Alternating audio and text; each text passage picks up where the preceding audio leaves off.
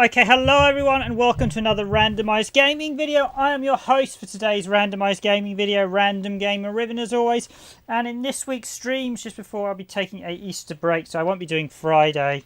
There won't be much in the way of Friday content, but on Monday we will be taking a look at a couple of PSOne games. Ooh, no, don't start the intro, Taito.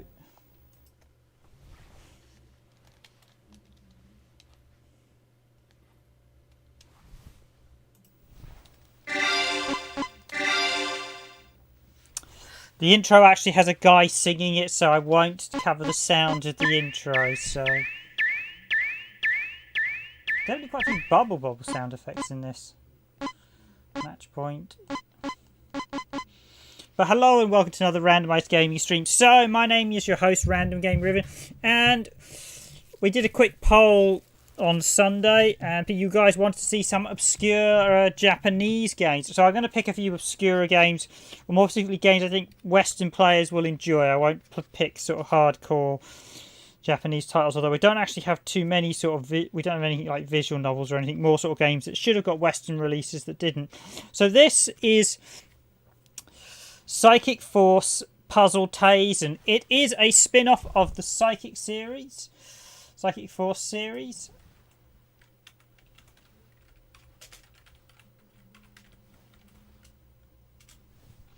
And it is a interesting twist of Psychic Force meets Puzzle Bobble. Basically, it's a sort of offshoot that's basically with Psychic Force. And this actually, the PS1 version I've got here, so I've got the actual discs in front of me, you've got the nice manual, actually comes on 2 discs. You get one disc, that is the game disc. The other one is kind of like a promo disc, which has like additional demos and things, so it's quite a nice little package. The second disc basically has artwork, I think, and demos of quite a few games, and the music you can listen to. So you can listen to the music from, I think you can listen to the music from Psychic Force, Arkanoids are Space Invaders, or it's got demos of them, Raystorm, Mac Fighters Impact, what's that, Ray Chasers, is there a racing game called Ray something, Ray Riders,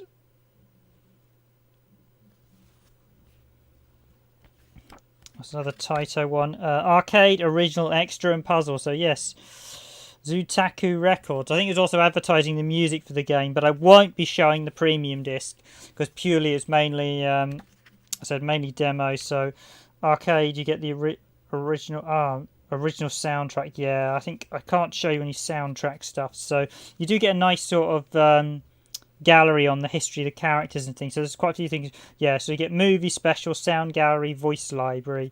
So there's some quite nice things.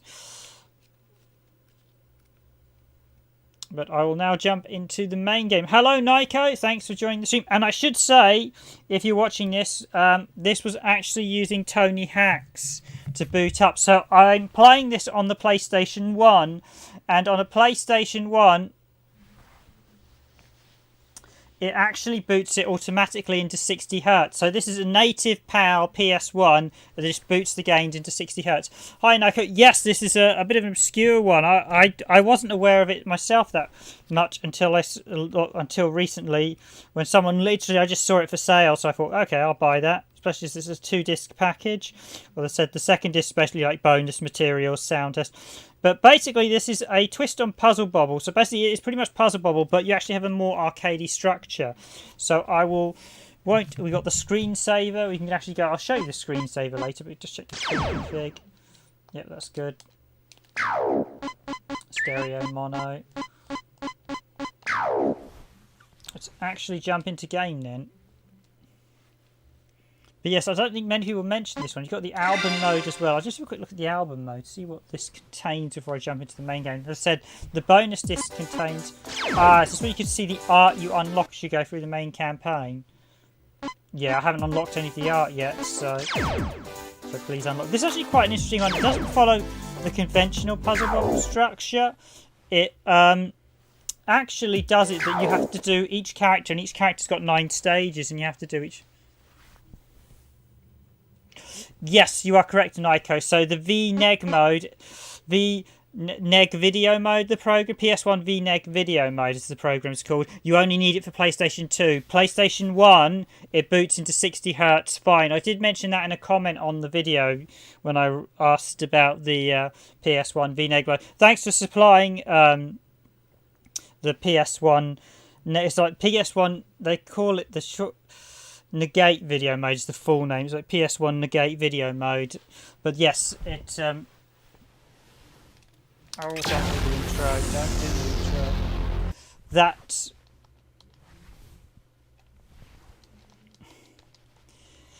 That's only needed for PlayStation 2. PlayStation 1 runs at automatically, so an unmodded power PS1 will literally jump straight into 60 Hz. It's worth having a PS1 because there's quite a few games that have issues. So we've actually got 3 modes here. I think that's 1 player. That I think is arcade mode. Let's just quickly do reverse mode. Should actually confirm if you've got a PlayStation 2, the full name of the mod. So let me just that you'll need to force it 60 Hz is the one Nico mentioned. But if anyone's watching this and wonders, yeah, it's a slightly confusing name. I'll just actually type it in if anyone wants to know what it is. Nico's got it on one of his videos on the his channel. If you go to his channel, he's got it for upload or download.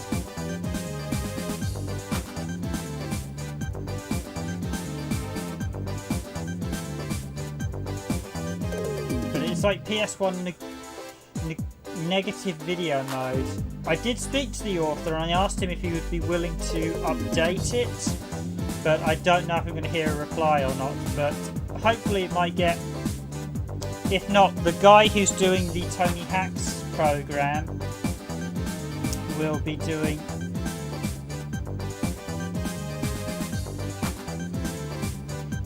might implement PS1 video mode. Yeah, it's negate or NEG for PS1. The default name is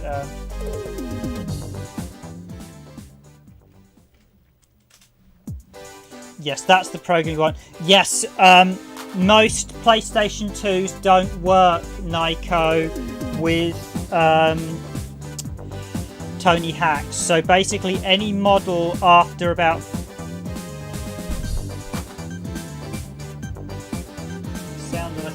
okay, it's probably just me probably me talking a bit of distance and the fact I've got a cup of tea, but yes, that's right.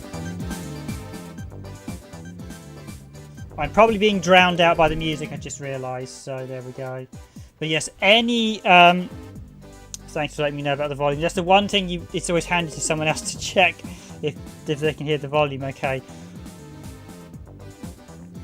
But yes, PS1 video mode. Neg is the short name. It's like PS1 video mode negative is the full name. Basically, yeah, it swaps the resolution, but you only need that for PS2. Although I will say Tony Hawk's only works on or Tony Hawk's or Tony Hawk's, however you want to pronounce it, only works on PlayStation 2 models below the 5000 series, apparently. Anything above 5000, which is the vast majority of the consoles, it does not work with. So it's pretty select with the PS2. And of course, PS2 consoles do have issues with some PS1 games. As you can see here, you can pick the characters. Now, this is a bit different. I actually have to do the puzzles with each of the different characters. So each character has 9 puzzles, and I think what I'll do is I'll go through them one by one, but I might swap. I might do a puzzle. So you can see there, these are all Burn's puzzles. So Burn is, of course, the main hero of Cyforce. And he was a secret character in Cyforce 2. There's also Cyforce Complete, which I actually need to pick up on PS2, that combines Cyforce 1 and 2. So what I need to do is I can unlock the artwork in this by clearing all the puzzles. Now, as you see, this is Puzzle Bobble. The gameplay, of course, this is published by Taito. It's actually developed by a company called CP.BRAiN, who are what we call a shadow developer, who basically didn't take credit for their work. It's got some great music, this has. So there's the first stage gone as Burn. Basically, each time you do a stage, you get the art unlock.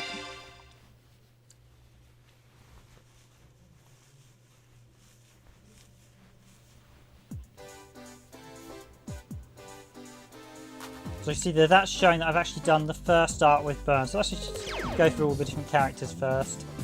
This is show. So yeah, they will do A with each of the characters.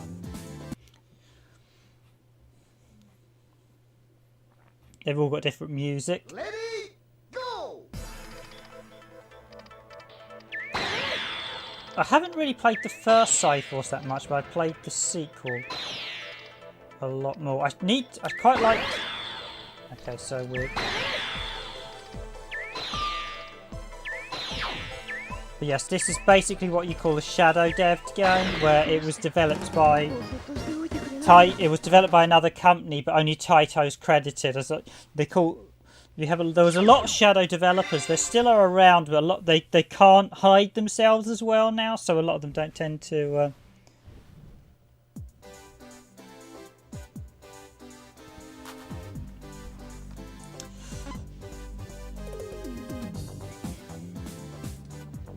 Yeah, Cyforce 2 is a crazy game. It's definitely got its force, but it's an interesting one. But yes, so it works in the early models, PS. So basically, you're quite lucky if you've actually got an early model. We're lucky we actually have 2 PS2s. We have, I had my original one that I got way back in the day. That is a... Right, if I get this right, I should be able to take it out of the green. Yep.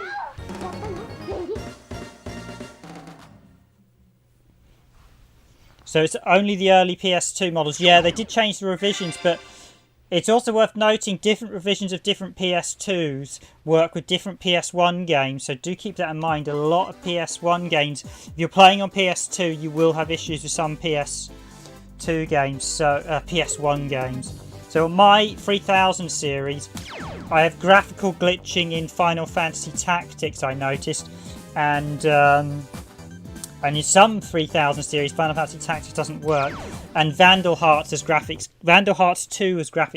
glitching as well on my PS2, so it's best to play them on PS1. But as I mentioned, if you are using Tony Hacks, it will default NTSC games.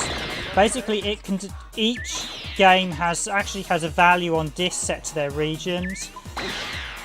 So, although PAL games, you can't force them into 60 Hz unless you're using a program like Import Player Lite on PS1. And incidentally, if you use the Tony program, you'll be able to actually use Import Player Lite. So, it's an interesting way to be able to run homebrew software on top of if you want to be cheeky and play backup software. But basically allows you to run unassigned code in effect. So.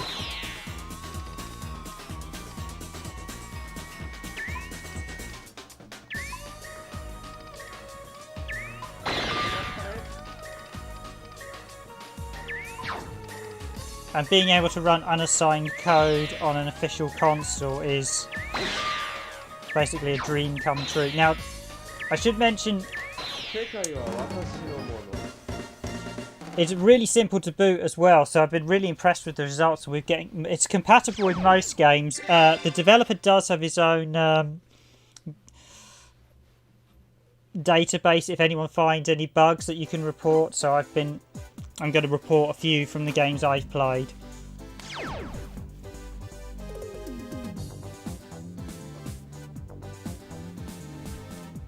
Yeah, you mentioned that before, so it starts crashing or something later on Legend of Dragoon.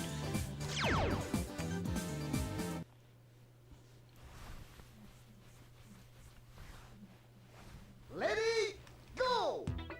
Okay, so we have got different balls you actually fire, like the bubbles. I think this one smashes through everything, if I'm correct.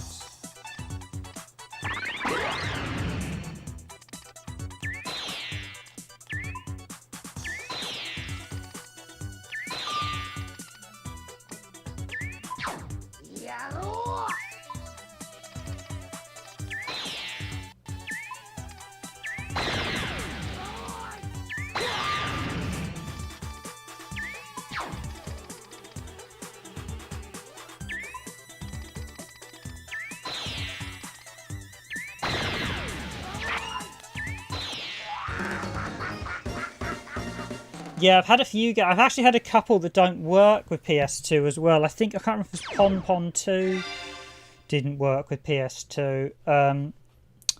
Or was it?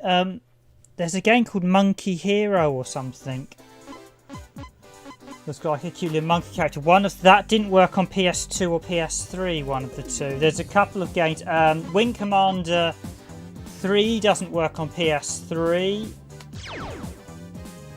There's a lot, and it does depend on which version of the PS2 or PS3 you have as well. That will affect what games work and don't work. So basically, ideally, you should always have a PS1. But yes, if you want to get yourself a cheap, now is the time, Nico, if you want to get yourself a cheap PS1 console, because now this has been discovered, I suspect lots of people will be picking them up, especially seeing as you can literally play any North American game and Japanese game at 60 Hz.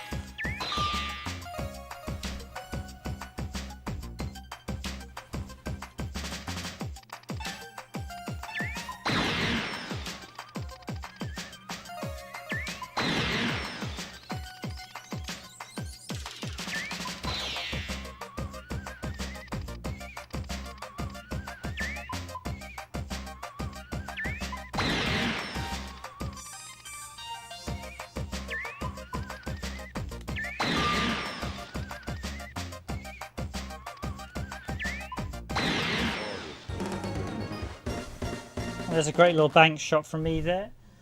So I do hope you're drunk. But yes, so basically I am playing the Japanese version of Cyforce Puzzle Taisen on a PAL PlayStation 1. It automatically runs at 60 Hz or as close to 60 Hz as possible. I'll show you. This is the actual speed it's running at. It might be slightly slower than an NTSC console, but this is a unmodified PS1 just with the Tony Hawk's soft mod running a Japanese PlayStation 1 game. Effectively, it totally makes it region 3, and I will be covering it more in the week,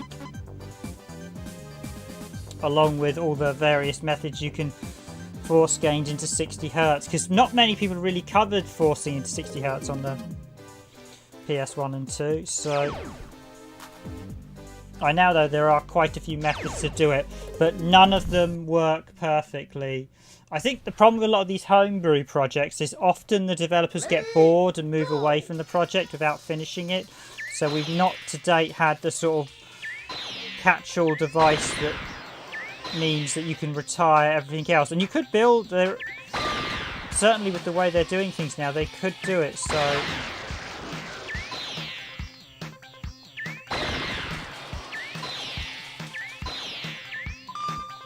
you basically don't need any other software. But yes, it's very impressive. Interesting, the Tony Hawk X mod doesn't work with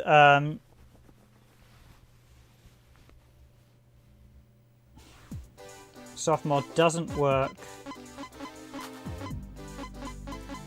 with Japanese PS1, so you will need a North American or European console at the minute. So this is, I should actually talk a bit more about the game. So Cyforce Puzzle Taisen, as you see there, it's got quite a nice little structure. Each character is 9 puzzles. Let's see how many I can actually do in the time. Ready, go!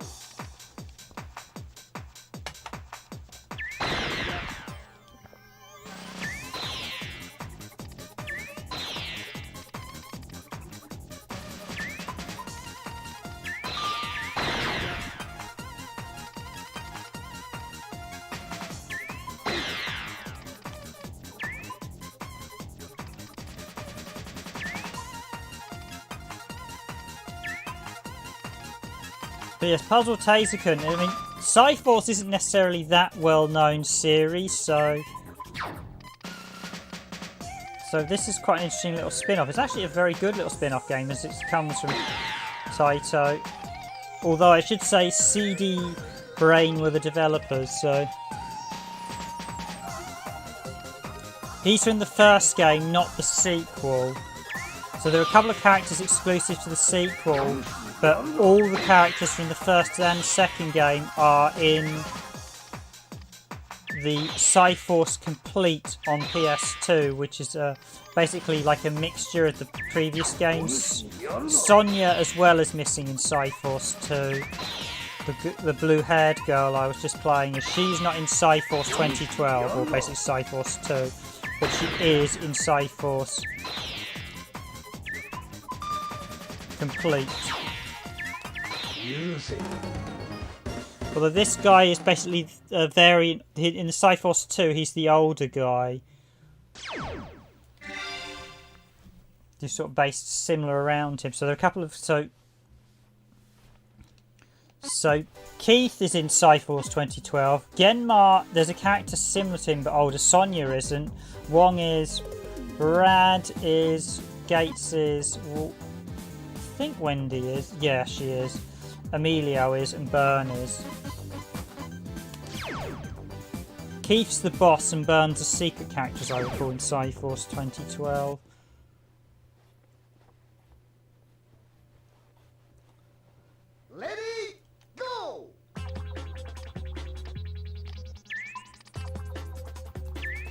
And Cyforce Complete on PS2, I think, is kind of a continuation of the Cyforce 12 story. So,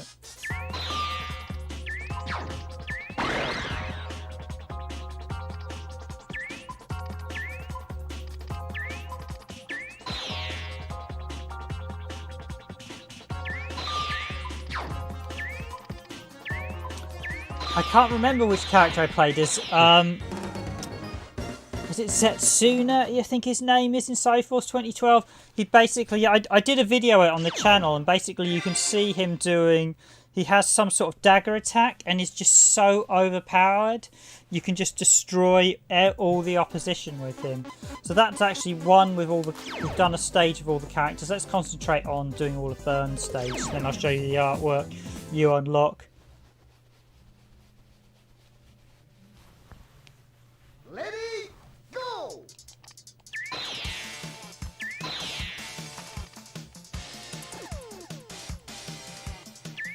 Oh, Mr. Bankshot. The music's very, very good in this, I will admit.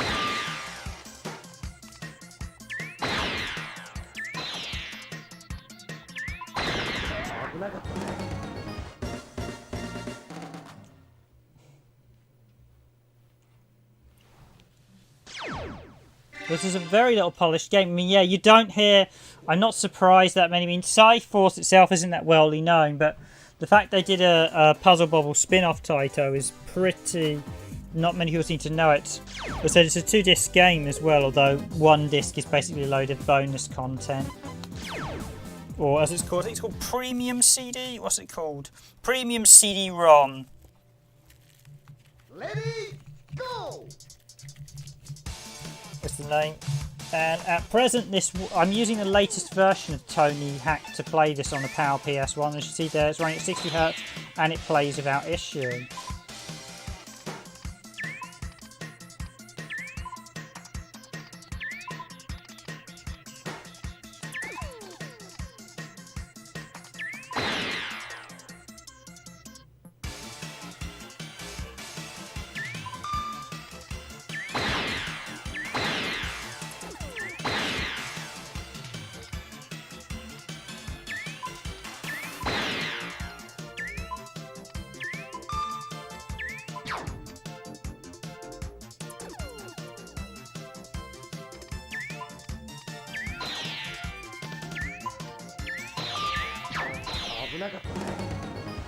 Yeah, it's definitely not a well-balanced fighting game, Cyforce. I mean, it's enjoyable, it's good fun, but it's got some nice ideas with them floating around. I mean, it's clearly inspired by Dragon Ball Z, that I will say. In fact, Byrne has quite a look similar to the main hero of Dragon Ball Z as well.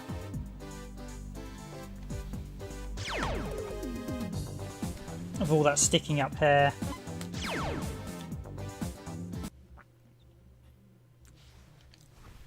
But yes, thanks to the latest in gaming revelations, I can now play Japanese games on an unmodified PS1, which is fantastic because it means if anything happens to our modded PS2, we can still play them. And this is a real game changer because it means anyone... Admittedly, my only concern is it might push the price of imports up, because now literally anyone can play any game on the PS1.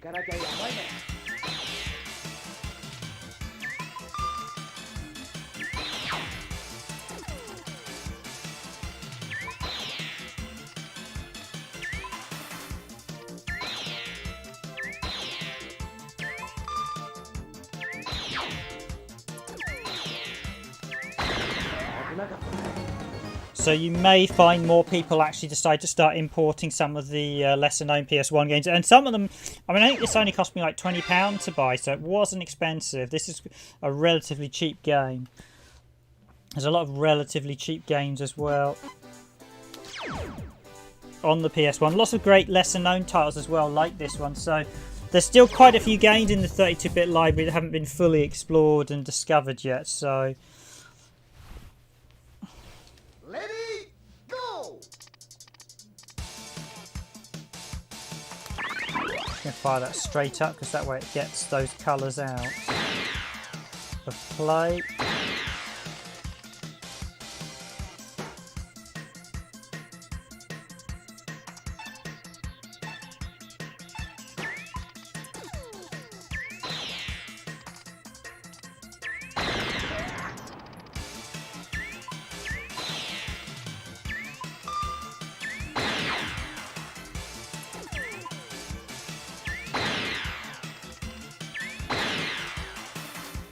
I think it's fair to say, show me a story, a fighting game that doesn't have a cliched story, and you'd be pretty...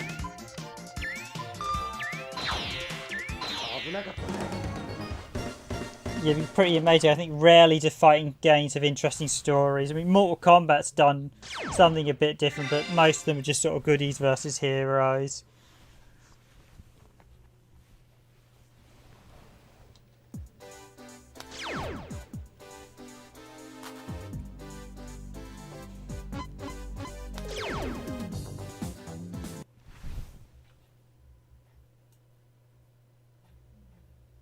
Ready, go!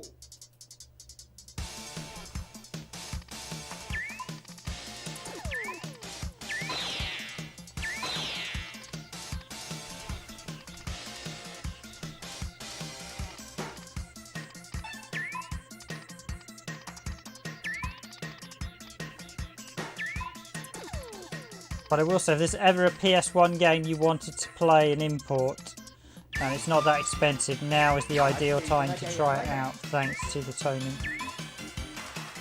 Okay, I think...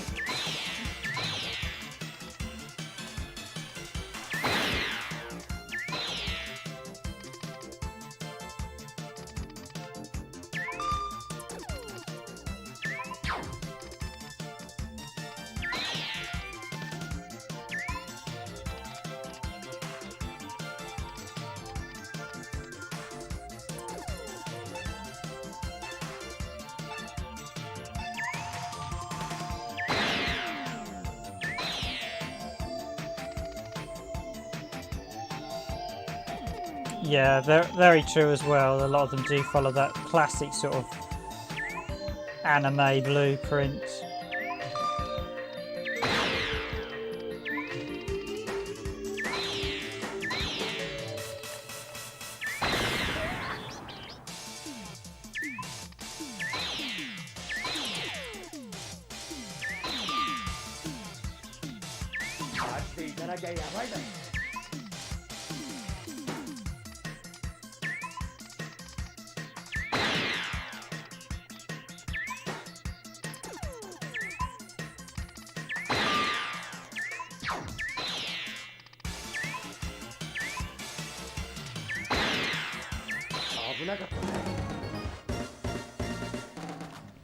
So some great music, some great 2D art style in this. I will jump to the different modes. There's the one-player mode as well, so doing a bit of the arcade mode. I won't do two-player as I don't have a second joypad, and playing two-player on your own is not very fun. But I will just get all the burn stuff done before I look at the other. I think there's a verse mode as well. So basically you have a puzzle mode, and I think a verse verse mode, and you can do the verse mode in single player and 2-player. Ready, go! マジでいかなきゃやばいぜ。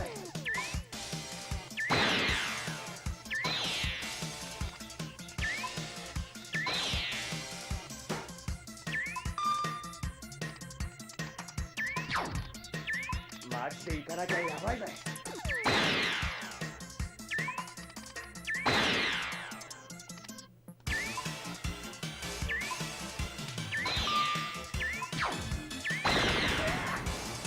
So yes, the aim in Puzzle Bobble is to basically try and drop as many blocks as possible. So I've just been playing to solve the stage at the minute. I've not really been playing for score. What you want to do for score, as I've been discovering lately because I've been playing the original Puzzle Bobble, try and do some score challenges on the arcade version, is you want to aim for trying to drop as many blocks as possible in one go. So you almost want to just chip away at everything, so that basically everything's a bit like a stalactite, and then you just take that last shot out and it all comes falling down.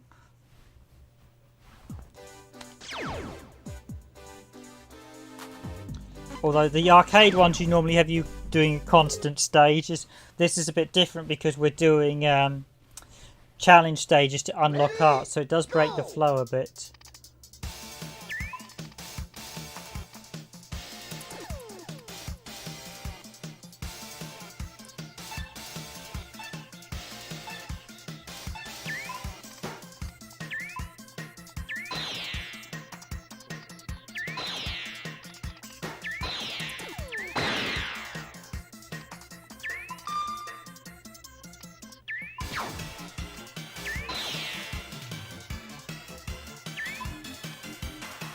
Yes, Scythe 4 does have a few sort of odd sort of betrayal plot lines in it.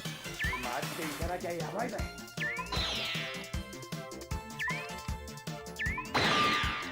that was a good bank shot. Right, can I get this in? It's in the tough one. Oh, yes. Oh, not quite, but I can fire it there.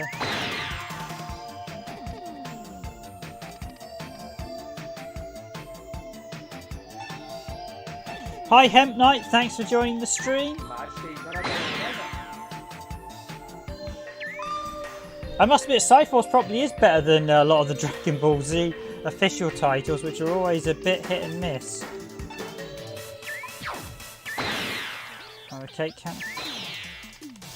this is the obscure puzzle game spin-off on PlayStation 1. It's Japanese only. It never got a North American, it never got a European release either.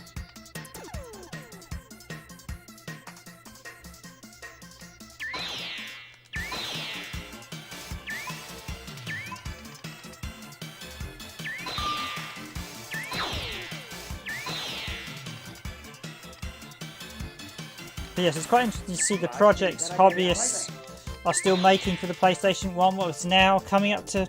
I mean, it is coming up to 30 years old, the PS1. We've got a couple of years and then it's... Yes, it's 2024. It'll be 30 years old. That is frightening. Oh, I didn't realise they did a PS3 sequel. I never realised they did a PS... So it got cancelled, did it? That I didn't know about, I will admit. Thank you for that little bit of information. The last one they did then was on the PlayStation 2. Ooh, ooh, ooh. They did the complete version, which I have actually yet to get a copy of, and I should do.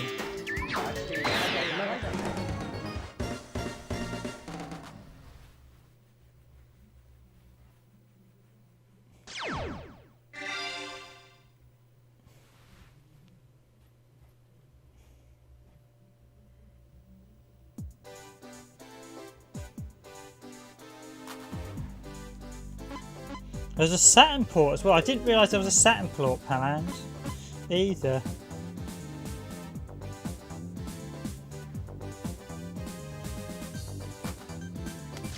Okay, is there anything more other than the Sega Saturn mag because sometimes they're announced. I know occasionally some of the UK announcements jump the gun a bit, but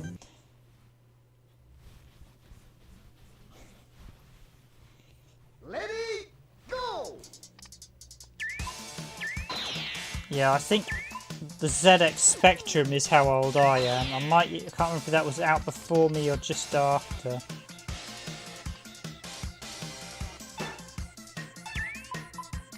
Oh, not quite the bank shot I wanted to do for that, but that... Right.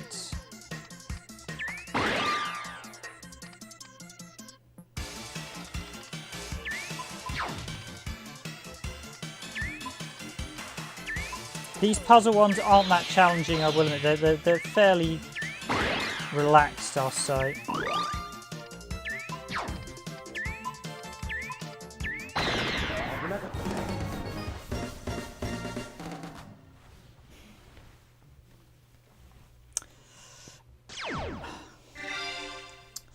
So, yeah, Resident Evil 2, I don't think was ever planned for the Sega Saturn. I've got the Sega Saturn Info magazine where they talk about it, and I think that was just them appealing to Western gamers. I actually think they always intended to release it on Dreamcast. I think they basically realised the Dreamcast was coming and wanted to do it. Street Fighter 3 I think might have been the same, because I think Capcom were moving on. I think yeah, Taito did some phenomenal games in the 80s, and we've looked at quite a lot of their games before. They were the arcade powerhouse, but what they failed to do was move to the consoles quick enough, and that's where they really...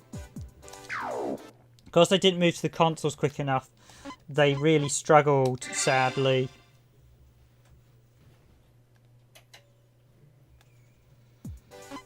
So I should have unlocked Byrne's art, I believe. So I think if I go through here, we've got most of his art. Yep, so you get all the character art for Byrne for doing all his puzzles.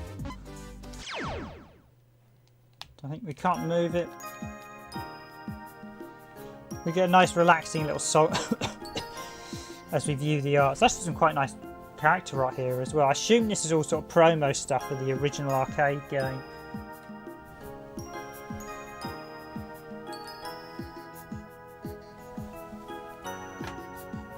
If you're from the 80s, Taito were originally the biggest arcade because they were massive with Space Invaders, but Taito stuck stringently to the arcades, and in the 90s they began to suffer because their hardware wasn't pushing the ball forward as much as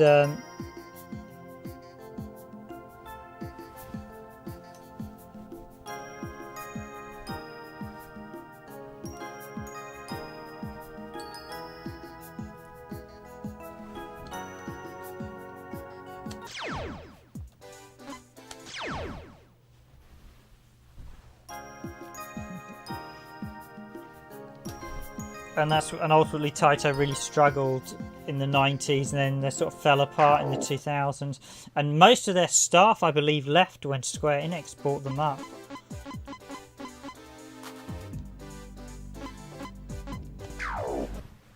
So we've got the artwork we can review, so let's...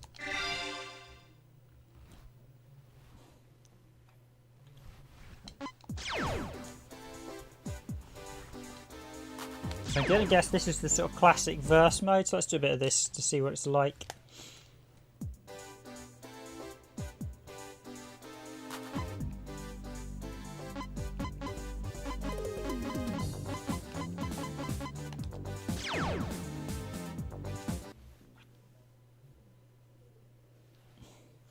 Yeah, I got the impression with Resident Evil 2 they sort of looked at it and then I've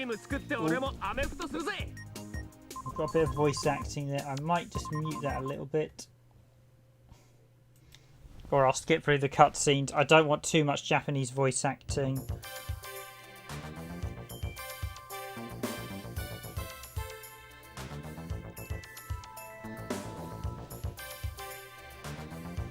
The main reason being because the Japanese can be a bit more sensitive over a reuse of gameplay content, although I would argue this is fair use as we're showcasing a game never released in It was never released in North America or Europe. Ready, go! Okay, so this is going to be a verse mode. So basically this one's got the sort of classic Puzzle Bobble arcade mode, and we have the rather nice little verse mode as well. Now I've got to be quick and get some...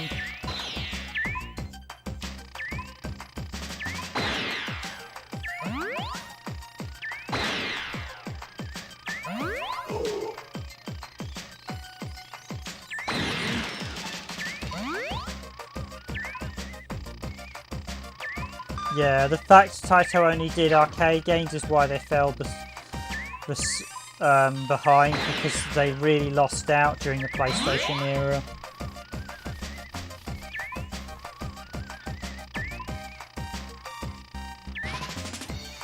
Yeah, the Darius are very good, as is Puzzle Bobble, which this is based on. I'm not a big fan of the weird Buster Move name. I'm not sure why it was renamed. I think there was some mention of a legal issue.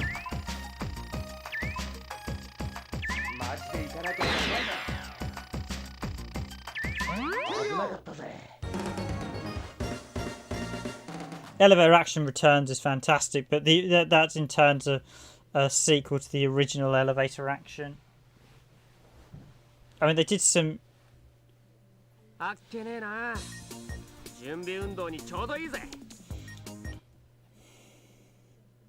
Yeah, this is Puzzle Bobble.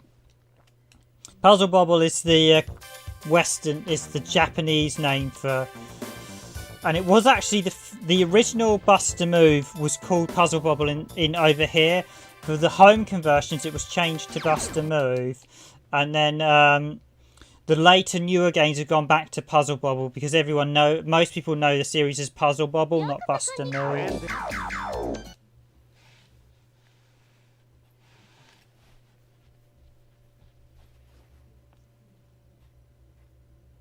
Ready, go!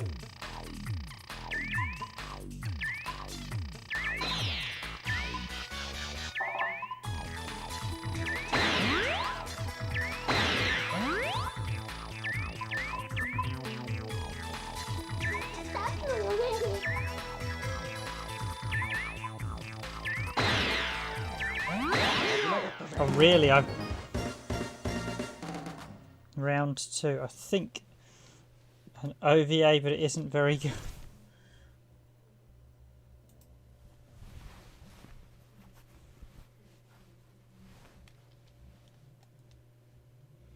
I've just muted the game audio a little bit there just so I don't have too much of the voice acting. There's an OVA, but it isn't original. Yeah, original video. Most of those sort of... Yeah, weirdly, there was a dance game in Japan called Buster Move that then had to rename itself to Buster Groove in the Western release. Because Buster Move is actually a nickname used for dancing. So it was always seemed weird that...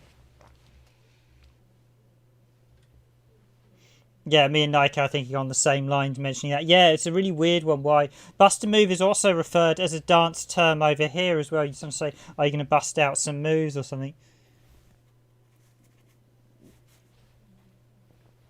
Yeah, I don't know why Square Enix renamed it. I think there was some legal issue with Puzzle Bobble, but they had the arcade game as Puzzle Bobble, so it was just a bit weird.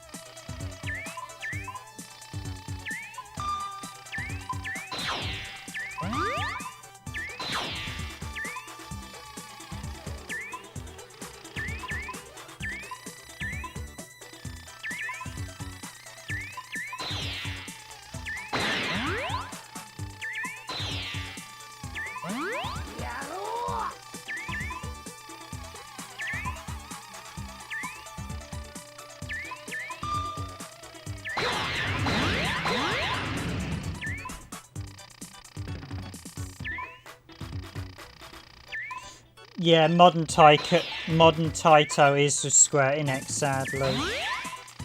It is not. Basically, most of Taito's staff left when Square Enix bought them out.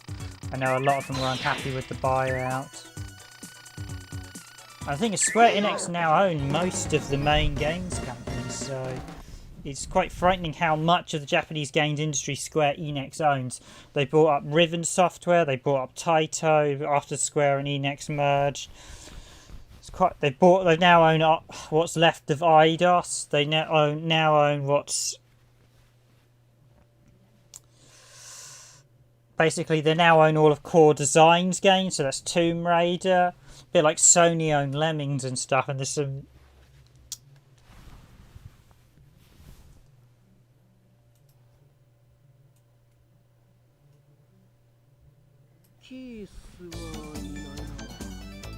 Yeah, so they own Core Design. Square Enix bought up Eidos Interactive, so they own all the Core Design games, US Gold, and I think Domark as well from this country.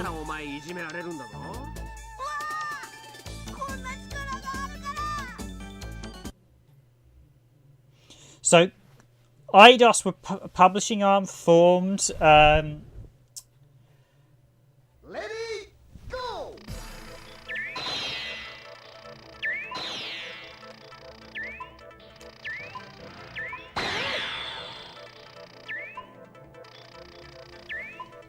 Swagman did actually get released on the PS1. No, Core Design were a fantastic developer. They made lots of Amiga games, and they did a lot of really iconic Mega CD games as well. They were one of Britain's the best UK developers out there. Unfortunately, Eidos got formed from US Gold and bought Core up, which was a huge, I think on Core's behalf, a huge mistake, because Eidos made a lot of mistakes and ultimately really did fail as a company, because they turned, with Tomb Raider, a 7 million franchise into less than 1 million in 5 years.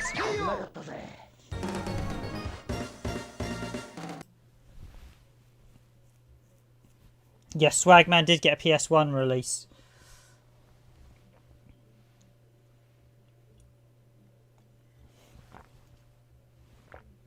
Might even got a PlayStation release as well. PC, I mean, it might have got a PC release as well. It definitely got a PS1 release, yeah. Ninja. So there's a game called Ninja on the PS1 that actually was a Sega Saturn game originally before it was swapped over to the PS1. And if you play it, you can literally... Yeah, Core got absolutely... They basically got milked, like you say, for they made so many great games, and they got milked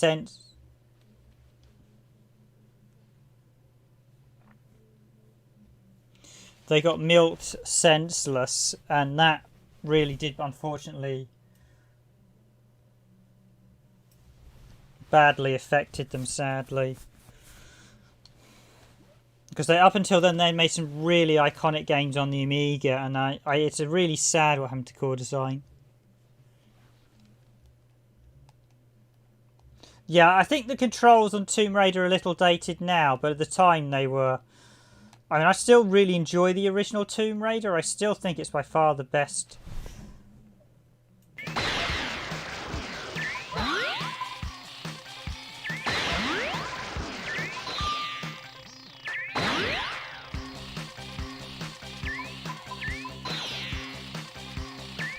I mean, I wouldn't say the controls are perfect, but I still enjoy it. It's the slightly tankiness of poor old Lara Croft. But she, in terms of as an exploring game goes, the original Tomb Raider is still fantastic. In fact, I would argue Tomb Raider really is a series of one game, because I just think all the sequels just didn't really add much to the mix. The original Tomb Raider still, in terms of exploration, just a fantastic game.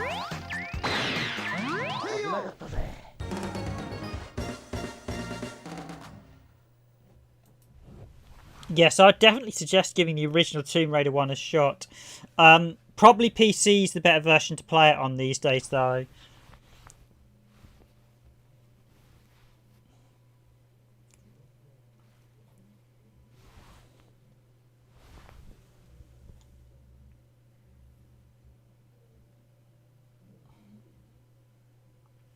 So I wonder if there's a secret character I can unlock in this. Let's see, does the manual list any secret characters? Definitely give it a try. I mean, I can see a lot of people may find the original Tomb Raider a bit dated, but I still really enjoy it. I'd still highly recommend giving it a shot.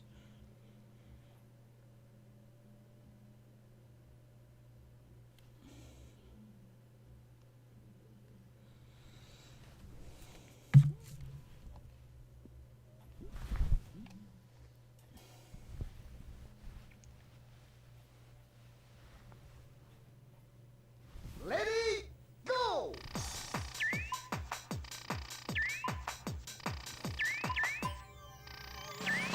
Yeah, the original Sega Saturn version is also a bit unfinished, as we covered on the blog at Randomised Gaming. They rushed it to agree because Sega had agreed a deal with them to release it first, and so the Saturn's version is rather unfinished, should we say, or at least the European Saturn version is. The latest Saturn, the Japanese version, is much betterly polished.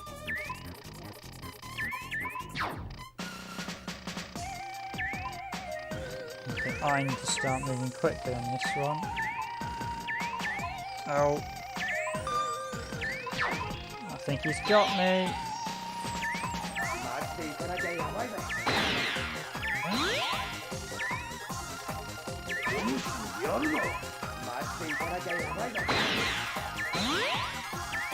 Oh.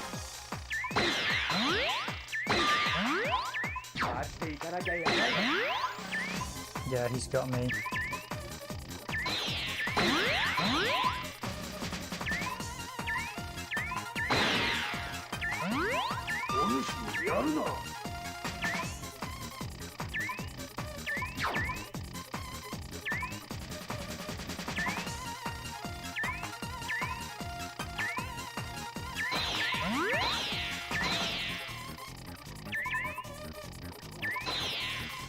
Yes, as they say in Megalomania, it's all over.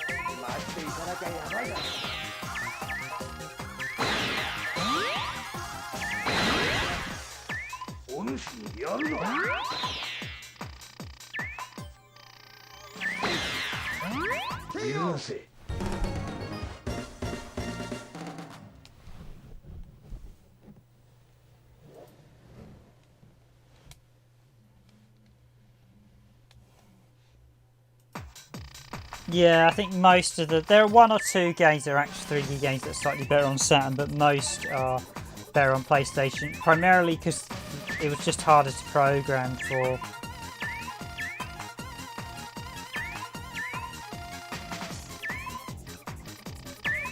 Because people didn't understand how to use core processors at the time, which was one of the big issues, because the Saturn was ahead of its time, sadly.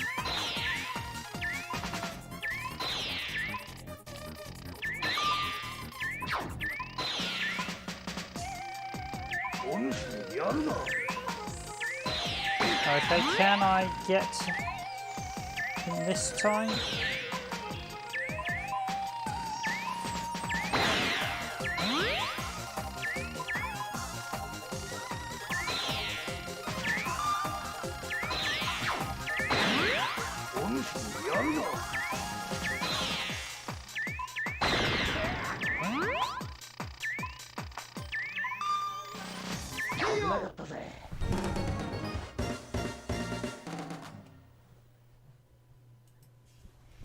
Hi. Yeah.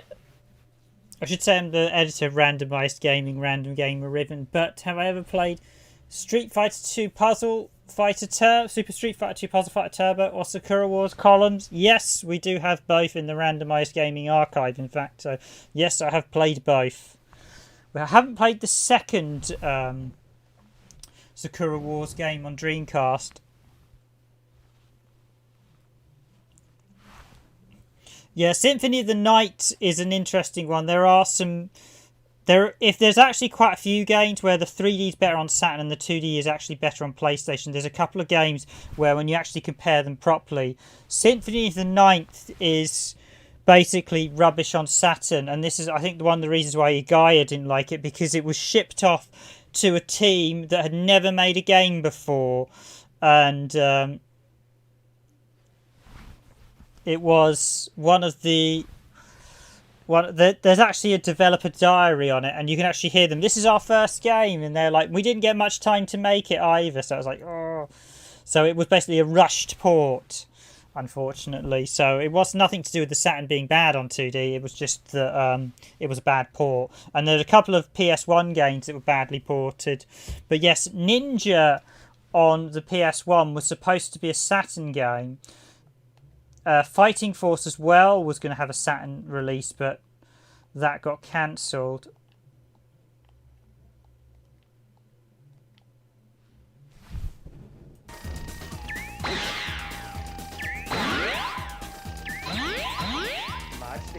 I'm going to be a little bit quiet because I need to pay attention. Oh, got that bank shot wrong. Yes. When you get to this type of difficulty, this guy is going to be merciless, isn't he? Yeah. And I can't afford to make mistakes like I've just done, so yeah. I'm going out.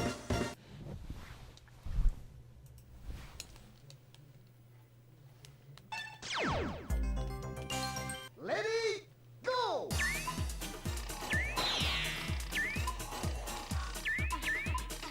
Streets of Rage 4 is alright. I've mentioned before, Streets of Rage 4 really does miss a lot of the gameplay mechanics from Streets of Rage 3, so it feels like a big step back for the franchise, unfortunately. I'm not a big fan of Streets of Rage 4 myself. If it was, if you take off the Streets of Rage skin, it's not a very good scrolling beat 'em up. I'll be honest. I think a lot of people are getting hit by nostalgia, but the gameplay mechanics just aren't as good. They got hit collision wrong. They got gameplay. There's quite a lot of mistakes with Streets of Rage 4. I appreciate a lot of people quite like it, but it's not that good a scrolling beat 'em up. And he is okay. So one. Okay, I'm just gonna.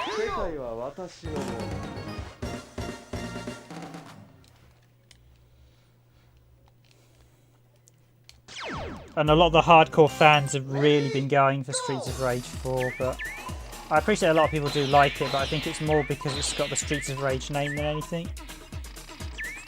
Yeah, I think a lot of people do enjoy it, but there are a lot of other... if you like, try out Fight and Rage. That's really good. I've only played a little bit of Sonic Mania. That wasn't too bad. That wasn't bad. I don't think that was as good as what some of the fans were raving over. The levels were not... Some of the level design wasn't great. The problem with a lot of these games is they're made by fans that don't quite understand the franchise, and if that occurs...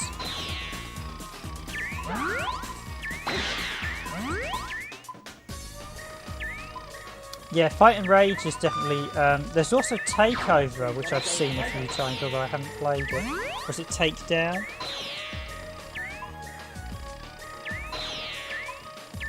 We've had quite a lot of remakes, but a lot of them haven't been that good. Panzer was not great either, so I've been disappointed with Sega's.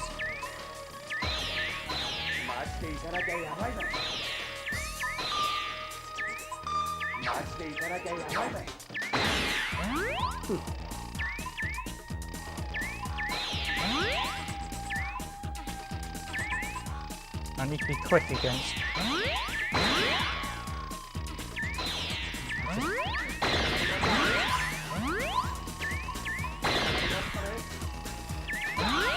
Oh, he's got me. Oh. 世界は私のもの。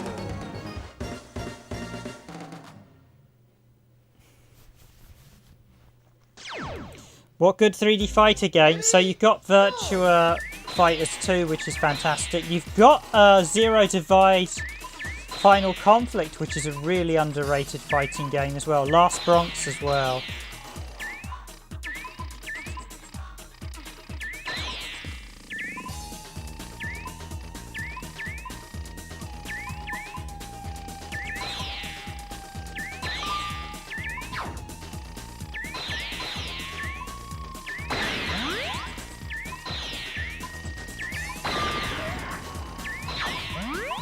Right, have I got him on the ropes this time? He's going to recover. That might be quick.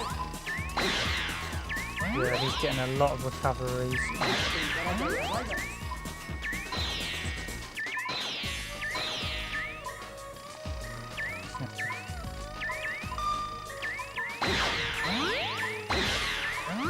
Alright.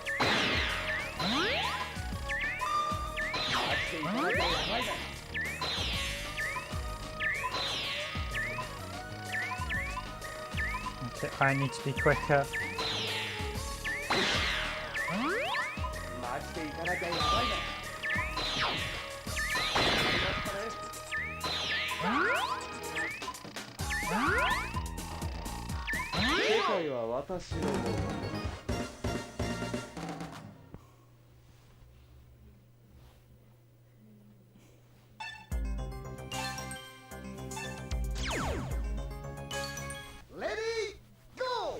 Thunder Force 4 Hemp Knight if you want 3D exclusive. Thunder Force 5 is better on Sega Saturn.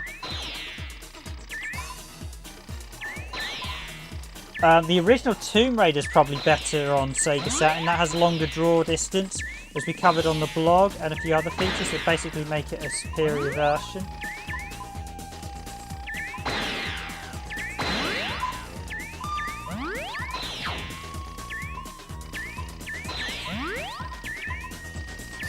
Although I would say you need the Japanese version, not the PAL version for Tomb Raider.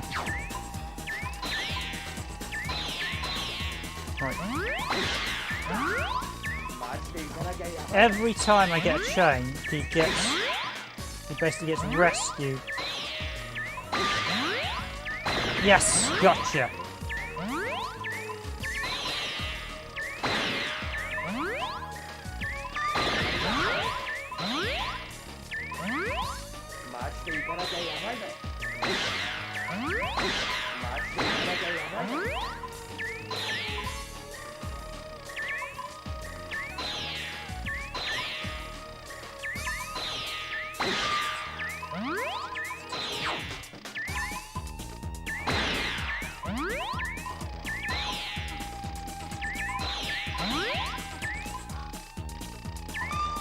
Yep, he's got me again. Hemp Knight, if you look, we've already covered Asuka 120 on the channel, so we haven't actually covered it in streaming though, but I think we'll save that for a fight night at some point. Right, I need to be much quicker against this guy, so I'm going to go off mic for a bit.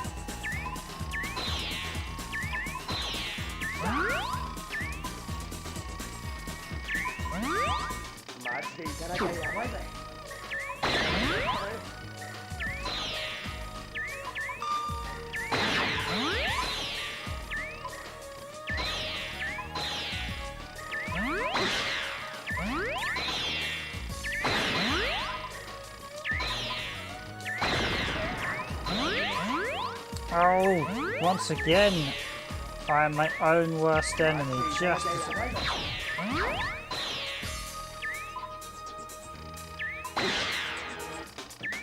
Yeah, so the fight nights, yeah, we covered Heb Night. If you look at the channel, we covered lots of games. So we do have multiple videos of Last Brogs. We actually have the PS2 version and the Sega Saturn's version.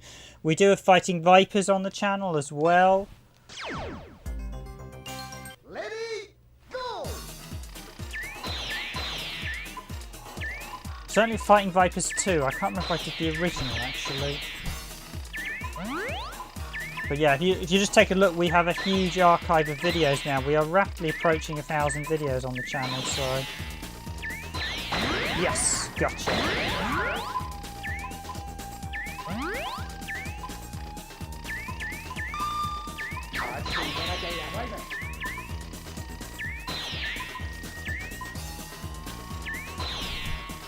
Oh, you watched our MK3. That's probably a bit of an older video now, the MK3 one. That's probably not our best example of gameplay, that one, but it's still nice to actually show the game unemulated.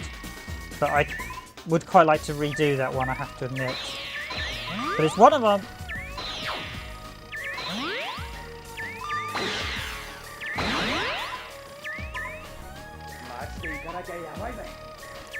Yes, it is. I think what's happening is a lot of PlayStation fans are realising the Saturn had a lot of good games over the years. So you are finding that... I think the Saturn seems to be becoming more and more popular because more people are realising, hey, it was a great console.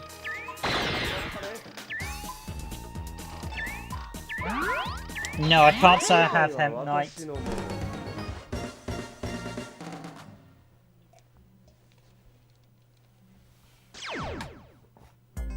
Ready, go!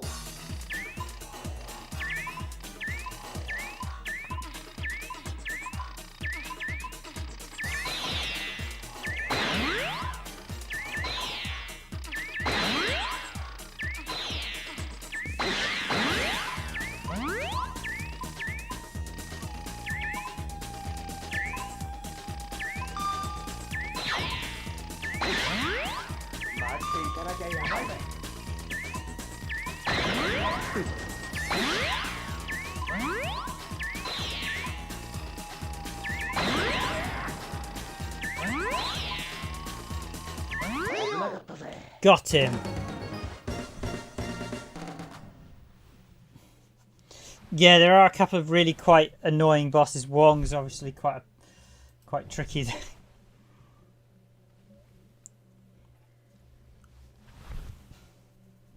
Yeah, it does have voice acting, guys. So I'm just slightly muting the voice acting just to be... Yes, I actually got Saturn over a PlayStation in the 90s as well. So that's why I still have most of my Saturn games from the 90s as well, which is... And despite being... You'd used to get teased at school, oh, you've got a Sega Saturn, no one collects Sega Saturn. So it's like, well, there's some really great games on Sega Saturn.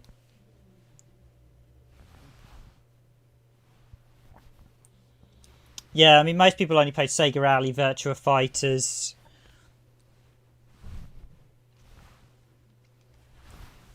There were quite a few. I mean, it was one of those, if you were a Saturn owner in the 90s in Europe, you would, certainly, in the UK actually, it did much better in Europe. In fact, it was quite successful in Portugal and a few other European countries. It was more successful because a lot of people tend to say it tanked totally. It would depend on the country. It hugely flopped in the US. It didn't do that well in the UK, but it did all right. It did much better in other parts of Europe.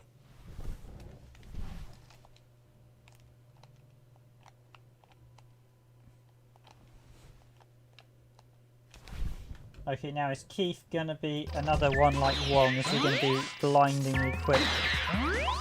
Oh, he's going to be tough to beat again, isn't he?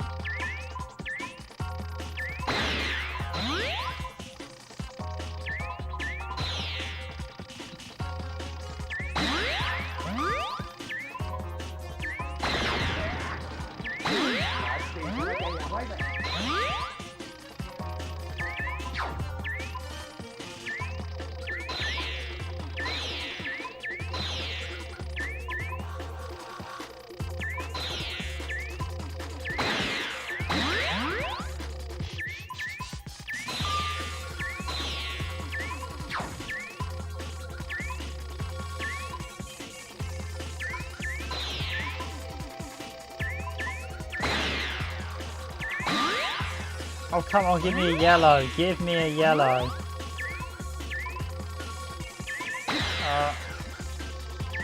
KO.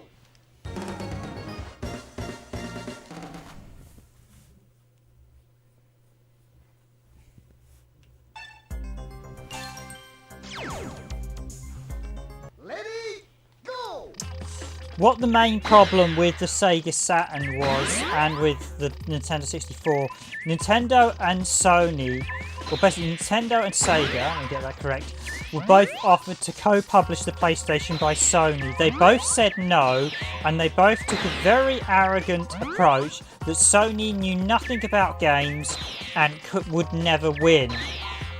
What they didn't bank on is the fact Sony had a determination to beat Sega and Nintendo, and huge cash reserves that Nintendo and Sega didn't have, and that's exactly what they did.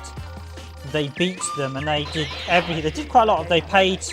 I mean, there's lots of things where they would suggest there's some interesting. I mean, basically there was always some suggestion and rumours, and that Sony may have paid to have developers say the Saturn and Nintendo 64 were inferior. They certainly paid for a lot of exclusives as well. I mean, the 90s was very free world. Of course, there's only suggestions, or alleged, I should say. So, but they came in with an approach they wanted to win, and that's what they did. And Sega and Nintendo were very arrogant and just got steamrolled. I still think the Saturn today has a better games lineup, but they just underestimated Sony and it cost them both. Nintendo recovered, Sega didn't.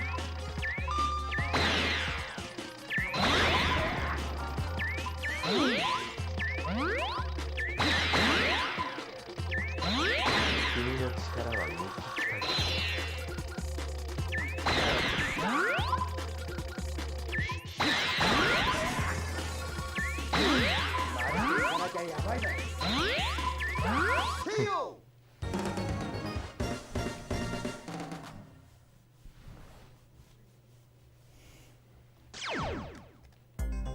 Ready, go.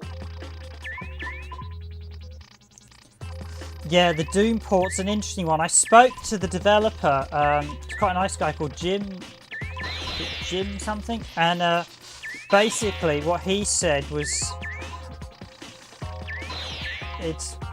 that basically when he said he wanted to build the game using the Saturn's hardware.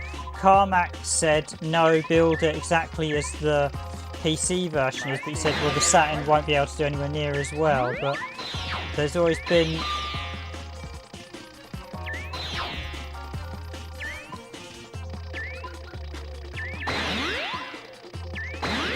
some debate over that. In hindsight, I have seen Carmack admit it was a mistake on his part. But to be fair, even if the Saturn's Doom had been a good version, it wouldn't have saved the Saturn.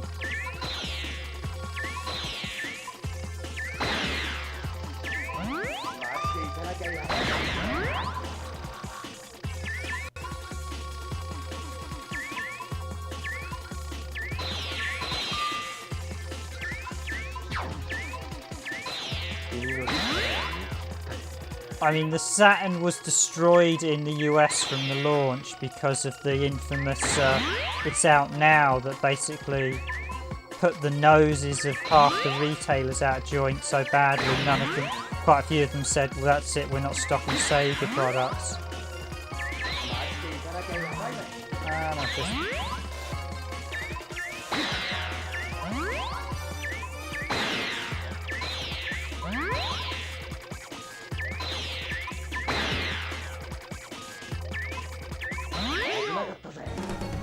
Got him.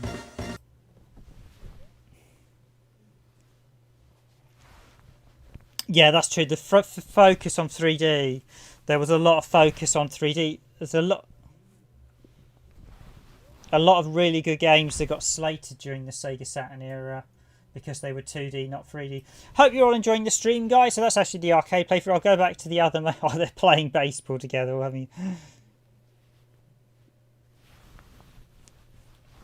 If you do enjoy this stream, please do consider the like button. As I mentioned, this is Puzzle Psychic Force Puzzle Taisen, which is a spin-off by Taito, based on and it was Taito Psyforce series. It's quite a nice little spin-off. That was the arcade mode. I think that's either a graphical bug with the game, because I think that's a safe area, or that might be a bug because of how I'm forcing it. Hello, San Jamelia.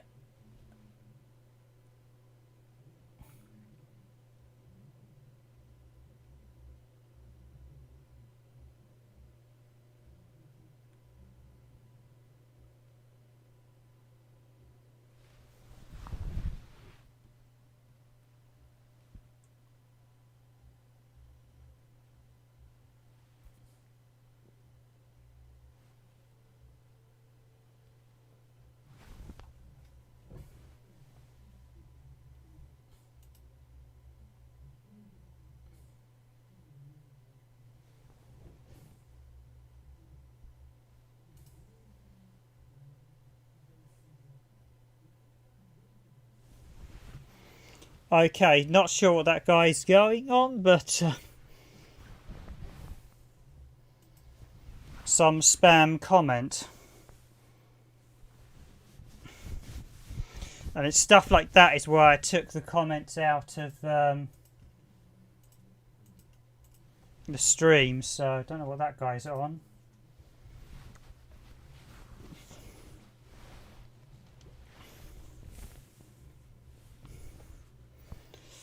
Yeah, you do get some odd people on YouTube's comments.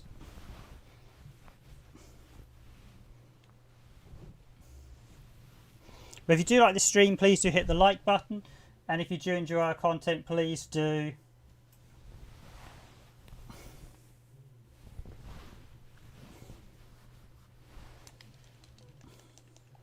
so let's do RGG. I didn't realise there was a Psyforce on RD. No, I want to go back one. Where's the back button? RDG. Yeah, you do get some odd people on YouTube's comments, so...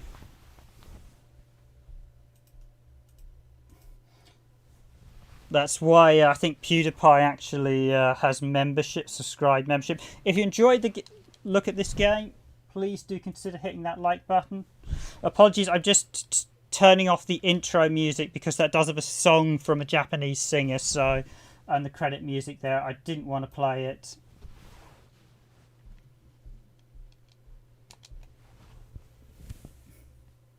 You've not actually played... I haven't played the first one that much. I've briefly played it on PlayStation 1.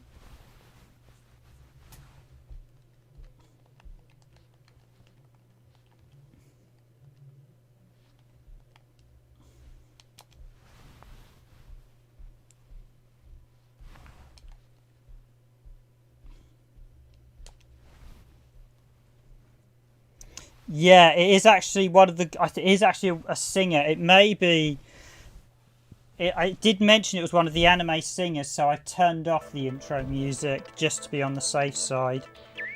Or more particularly, I'm turning it off whenever it plays.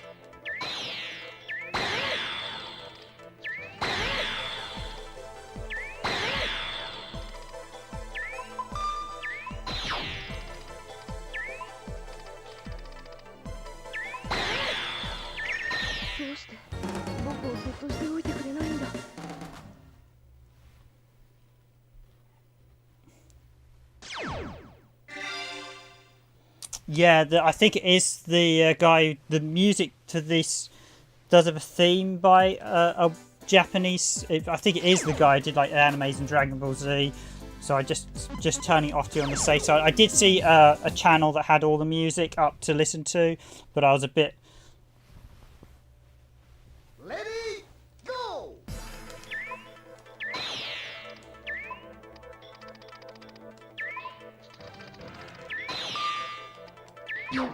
たくさんだ。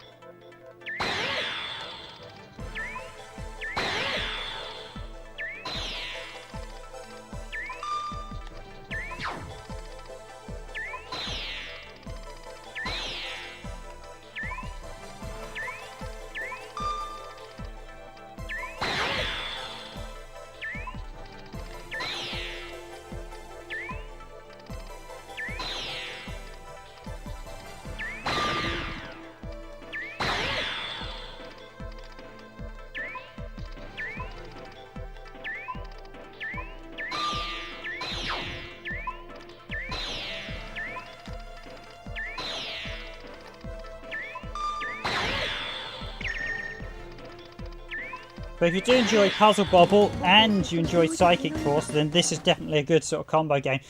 It's a shame this didn't actually get a Western release. Yes, so yeah, we got a video of 2012. I haven't played the original that much, but we've got a video of a couple of videos of the channel. I did one a long time ago where I looked at the original 2012 on Dreamcast, because I do enjoy it as a game. It's quite a good, interesting and different beat 'em up.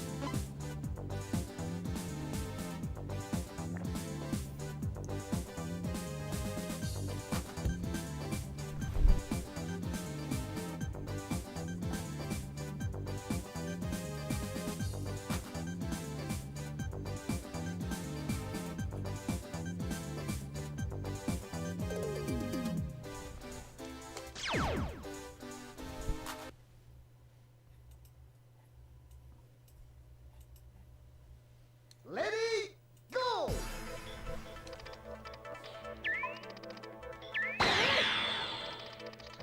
もうたくさんだ。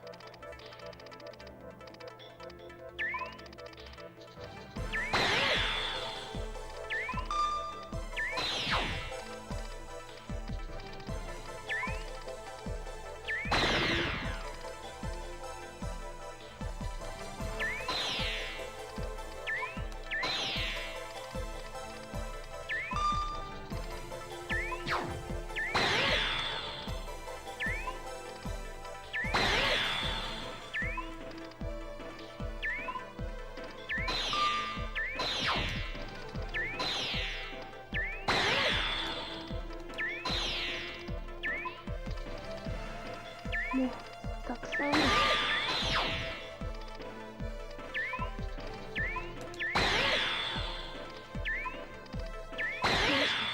僕をそっとしておいてくれないんだ。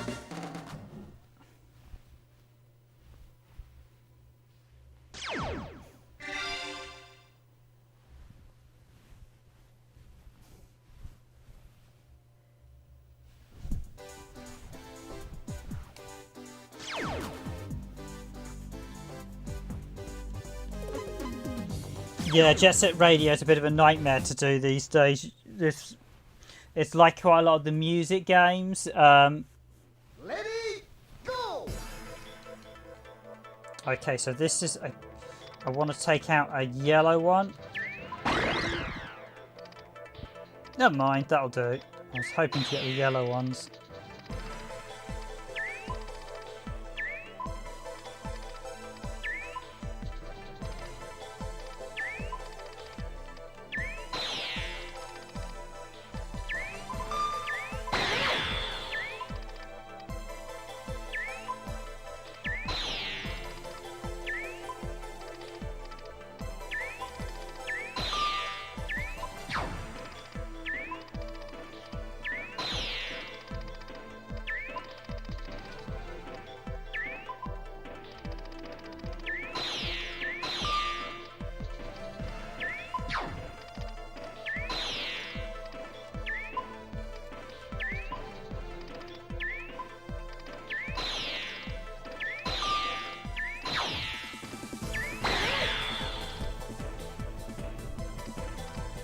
I'm quite enjoying the music for this, I will admit. I don't know how close it is. It's sort of action pace similar to the previous Cyforce game, but it's very good. Cheers to the likes, everyone. If you are enjoying this look at Cyforce Puzzle Taisen, please consider hitting the like button. And if you enjoy our content, please do hit the subscribe button.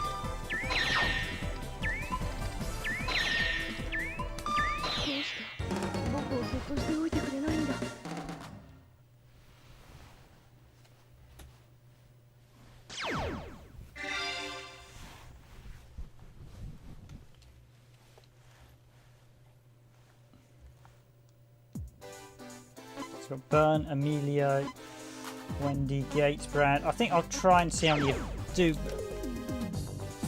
artwork I can get for the various characters before I finish. I'll probably do this for about. I'll probably go to about 2-hour mark for this stream. And then, does anyone have any suggestions for what they'd like to see? I suppose it's probably a bit difficult with the obscure games.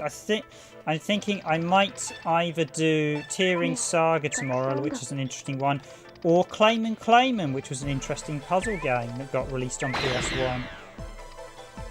Okay, I wasn't expecting that. That took down the whole... たくさんだ。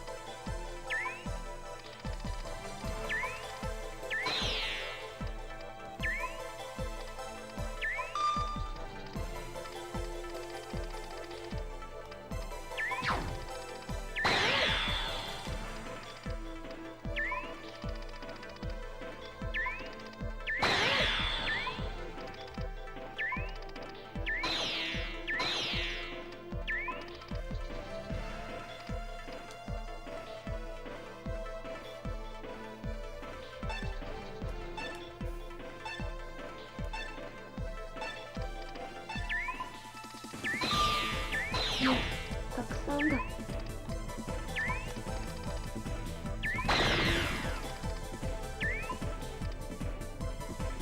Yeah, I have a lot of games I need to. I'd like to cover because people tend to, although the streams are quite good for sort of daily content, for sort of lasting content, we need to do a few more long blades. At the minute, I do need to get a new hard drive. We're actually running out the archive drives nearly full up, so I'll have to get another one. Then I'll do a load of.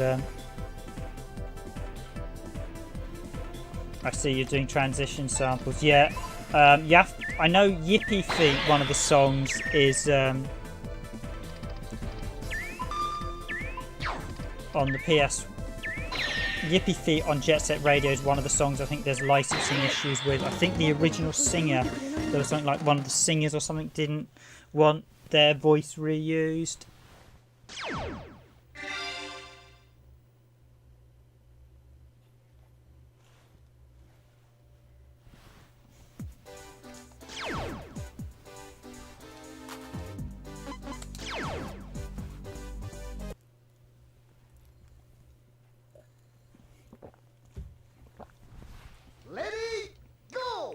I think the one thing this misses out on, this version of basically Cyforce Puzzle Taisen, it doesn't have a sort of what I describe as... Oh, I probably should wait to the green, so I got a yellow one, shouldn't I?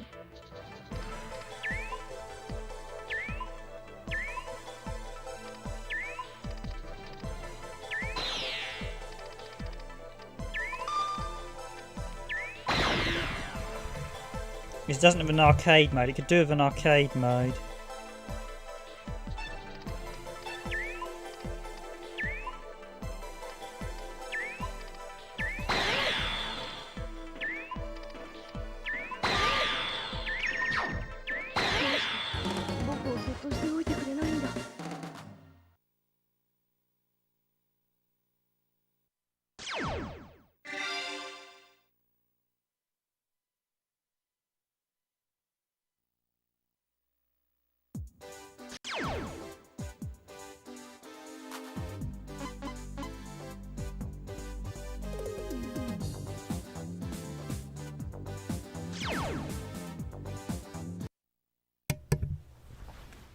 We have Fighting Vipers 2. I can't remember. We've got Fighters Mega Mix for certain. I can't remember I think I've done something on Fighting Vipers. Just check the search, Hemp Knight. Just type in the game name. We've got Fighting Vipers 2. That I do remember. We've actually done so many videos on the channel now. I can't remember everything we've actually put up over the past few years.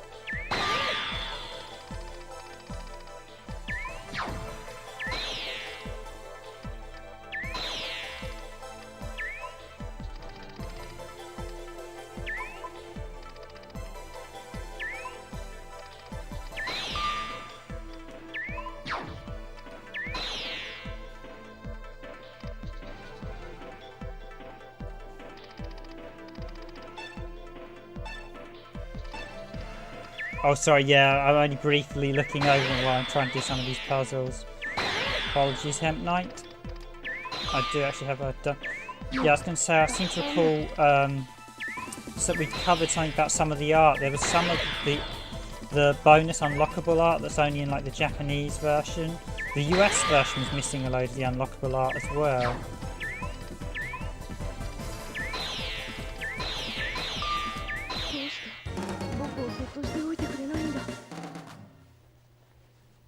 Oh, you're referring to... I must admit, they were an interesting art style, Jet Set Radio. I'm not sure I totally liked the character design that much. I felt they could have been a bit more interesting. You can actually unlock Potts the dog as a skater. He was awesome if you unlocked him. Ready, go!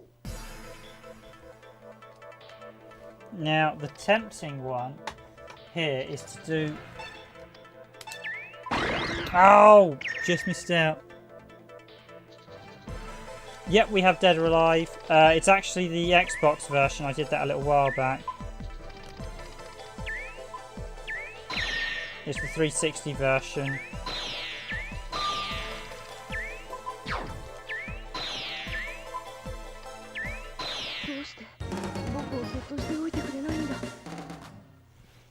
Yeah, we've got a lot. If you look here tonight, we've got a lot of covered. We've covered a lot of games on the channel, and I do need to cover a lot more. I think there are certain games we haven't covered that many racing. I should cover more racing and a few other genres.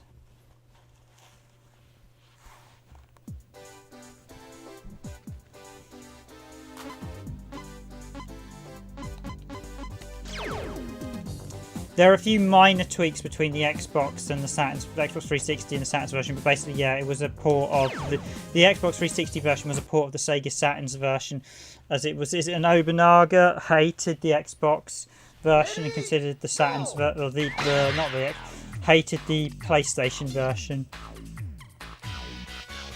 We do have a video on Manx TT. Manx TT is one of the few ones we do a video on, although I'm not a big fan of Manx TT. I think I might have actually had video of the unlockable sheep on the channel. It's quite fun. You can actually ride sheep in it.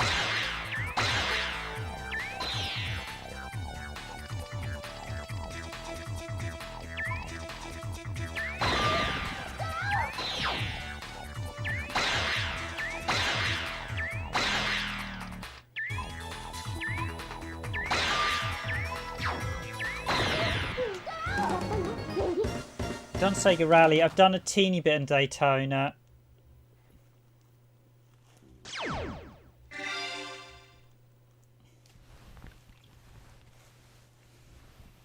I must admit, there's not too much to say about this. It's got some...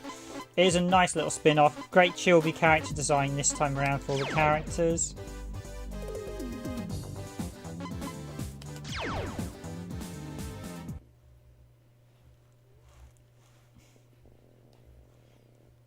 Ready, go! Super Hang On. Do you mean Hang On 95? We've not covered Hang On 95.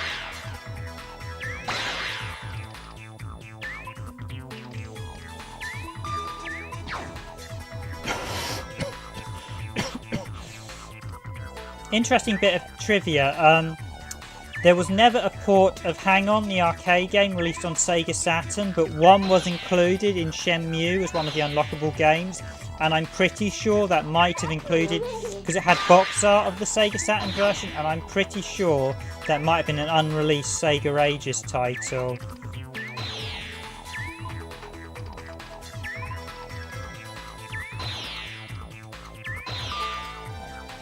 Oh, the Mega Drive version. No, we haven't covered Super Hang On, actually, now that you mention it. That's one of those games. I do have that somewhere on Mega Drive. I think that's stuck at the bottom somewhere.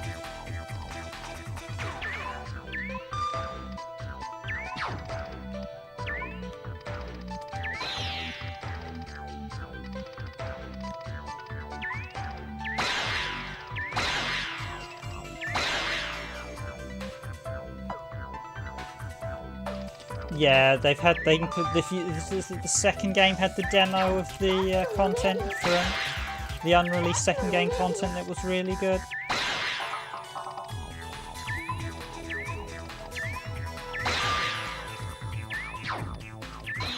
I must admit, this is quite an enjoyable take. I mean, this is actually, because this is by Taito, who did Puzzle Bobble, it's a little bit odd seeing the Psychic Force characters who are normally sort of in a quite heavy battle, another Taito franchise mixed in with Puzzle Bobble, but it's quite good fun.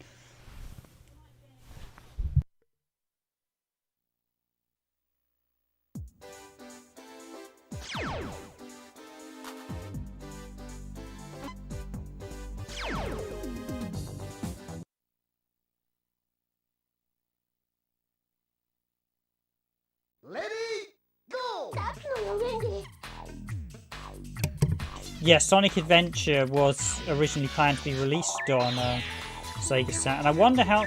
A lot of people ask about Virtua Fighter 3. I don't know how far Virtua Fighter 3 was. I always would love to know how far Sonic Adventure was down the line though when they moved it.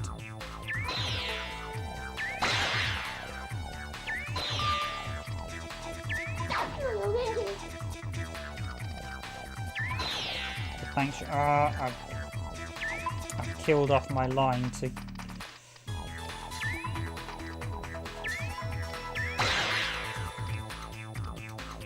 Okay, so I want to be smart here. I want to do that. Let's get the blues out the way, so...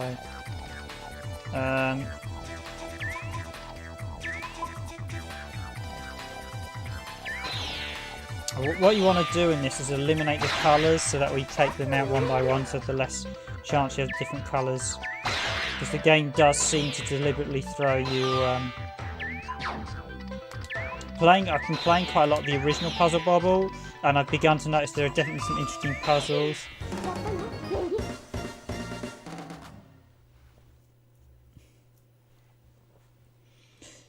Yeah, it's probably the Knights version is... The Knights add-on where you can play as Sonic the Hedgehog was one of the more interesting ones. I've actually swapped to a different character. Let's do Genna for a bit. Do some of his puzzles.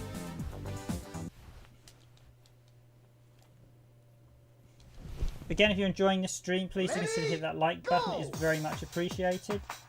Hope everyone's enjoying the stream. So this was released in '97. Cyforce Puzzle Taisen. Sadly, it only got a Japanese release, so we're doing only Japanese games to stream. But certainly worth if you like Puzzle Bobble, and if you're a fan of Cyforce, or if you're a fan of Cyforce, I suppose it's probably not necessarily good. But if you like Puzzle Bobble, this is definitely for me like an update, basically another outing in the Puzzle Bobble series, or Bust a Move as it was known in the Western second on the sort of console market for a number of years. The original arcade game. Yep, that's good. Right. That's not so good. Oh, yes.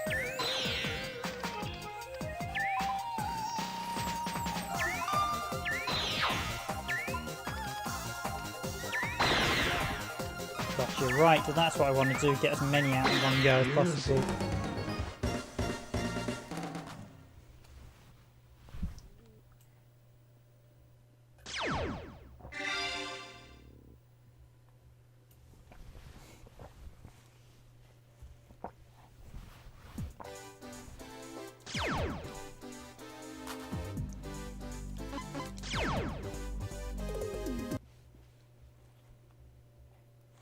Yeah, this version does actually come on 2 discs. The second disc, as I mentioned earlier, includes a load of really nice bonus content. And I should have put that... I'm slightly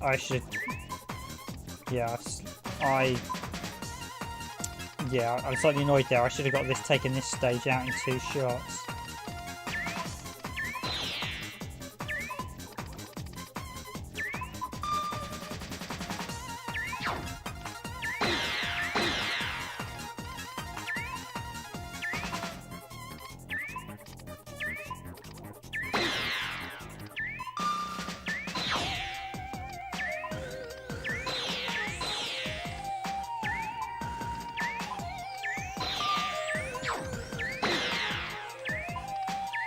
My shooting is slightly off, I feel.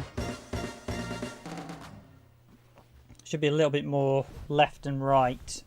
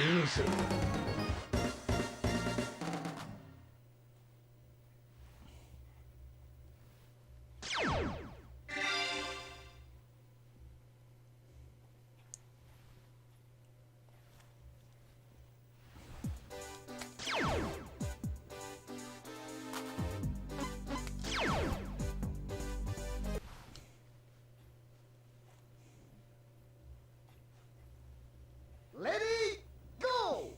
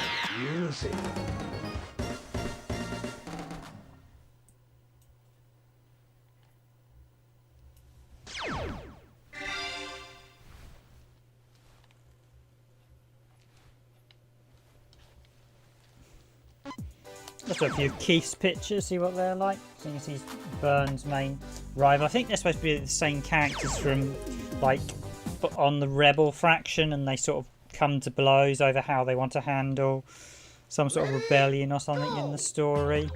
I know Keith's the boss of the second game, and Byrne was actually unlockable. At least I think he was. I know Keith and Byrne are both in...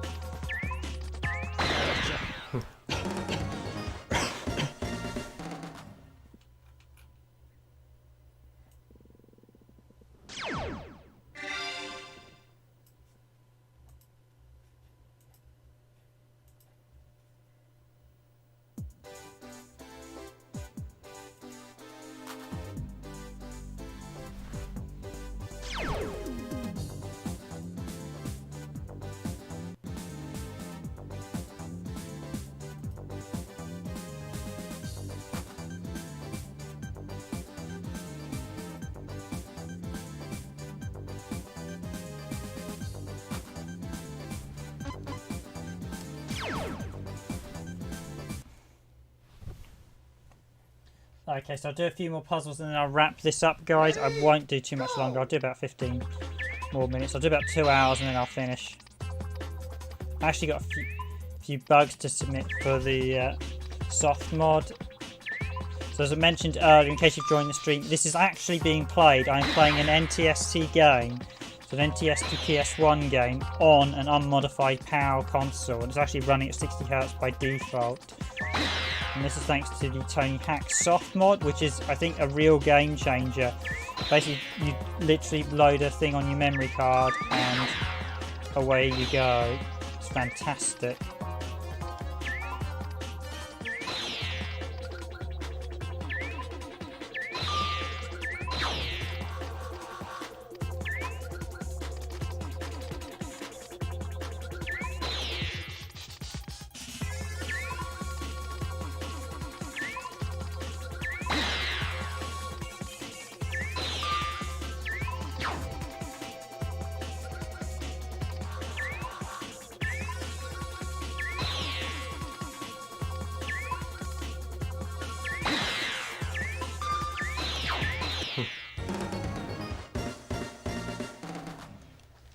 So yes, each character has at least 9 pieces of art. I do wonder if there's more you can unlock. I don't know if there's any hidden characters.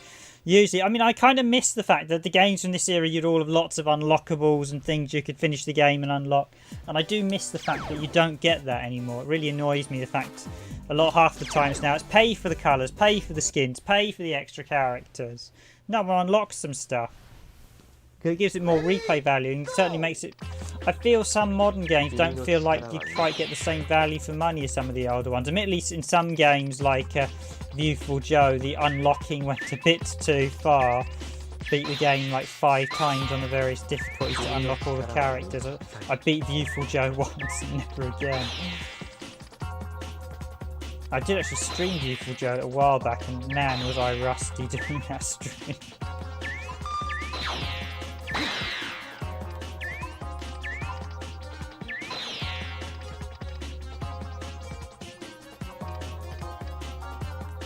Yeah, I mean, I don't mind DLC when it's like the old paid for expansion packs you used to get, but these days, a lot of the time, you're getting a lot of DLC for stuff that really should be in the game. I mean, colour content, honestly.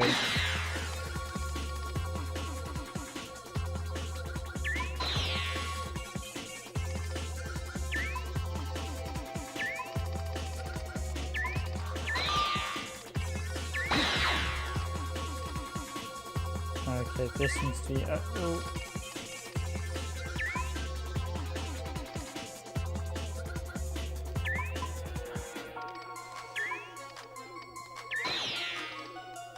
Right, I don't get... Right, this has got to be... No, I'm not going to do this. It's actually the first one I'm going to fail at. Ready, go! Oh, it does give you the targeter if you lose a life. I was going to say, hadn't seen the targeter till now. I feel quite bad. Whenever you use the targeter, it just makes everything so easy. Just a perfect bounce shot there. I assume this was built using the Puzzle Bobble engines.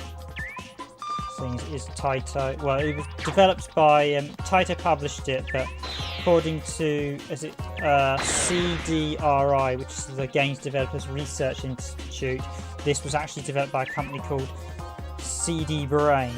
Yeah, CP.BRAiN, who did a number of titles. Apparently they actually had an unfinished Sega Saturn game, an arcade game called Raindrop that I'd never heard anything about, but that the CDR, the Games Developers Research Institute, listed it, but I could find absolutely nothing on it.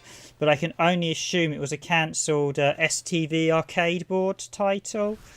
But it piqued my interest because I was like, oh, I'd quite like to know what that unfinished Sega Saturn game, but sadly couldn't find any evidence of it. It's just literally the CDR Institute has the name of it and that's it. And I was like, oh, that's quite interesting. Oh, sorry, Nike, I didn't see you say you got to go there. Thanks for joining on the stream.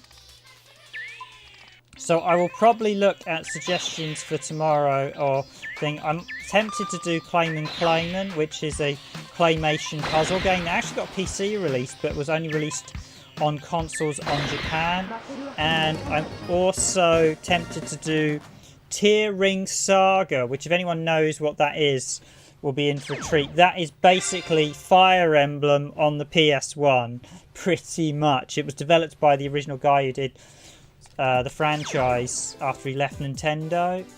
It was actually a very good game, but Nintendo got quite unhappy about it, so I think they had a bit of a bust up with the developer and sued them, and they had to change the game quite a bit for the second one. But I have got both the Tear Ring Saga games. They are, well, certainly very good titles. So I'm going to try and see. So I want either yellow. Oh, I'm going to attempt to fake. Oh, typical. Typical.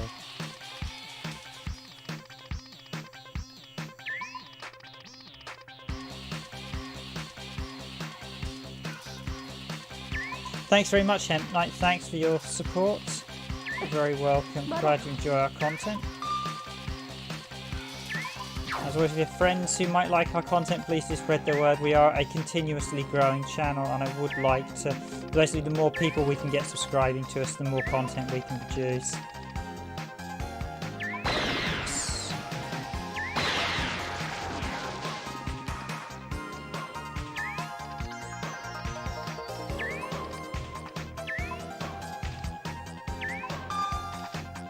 I need to actually cover a few more arcade games on the channel. Yes. Oh no.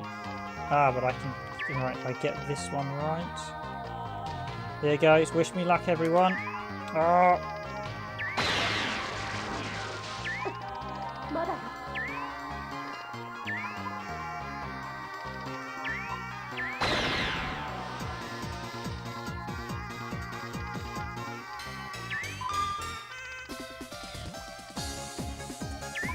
Oh, I was going to live dangerously there. I've made a few bad shots there. I've been getting quite good at not making bad shots because we've been playing a lot of Buster Move 2 on the off. Cheers, we are an ever-growing channel here at Randomised Gaming.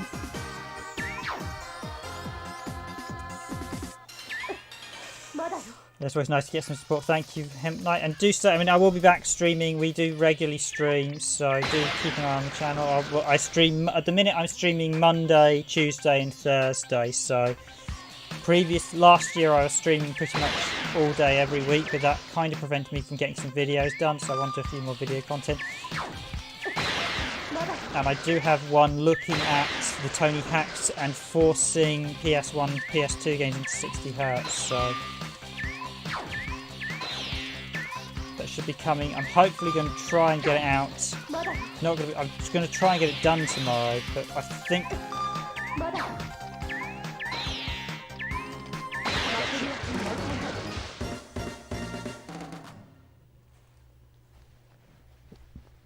As always, guys, if you're enjoying this stream, look at Cyforce Puzzle Taisen, as I mentioned, released in '97. Published by Taito, developed by CP.BRAiN, which is a spin-off game in the Cyforce series. It is available on PlayStation 1. It's only available on PlayStation 1. It is a nice little spin-off game, so...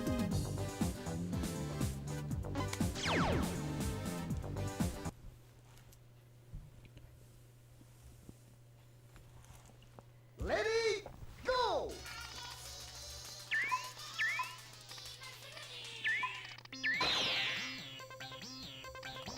I'm going to shoot this out. Yes, got it.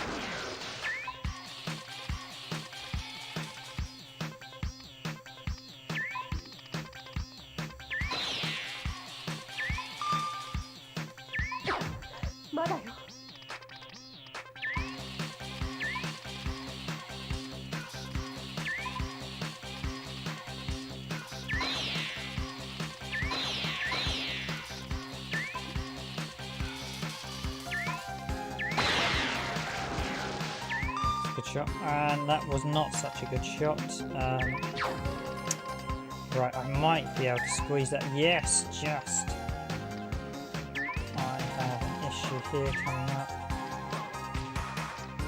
Blue. Oh.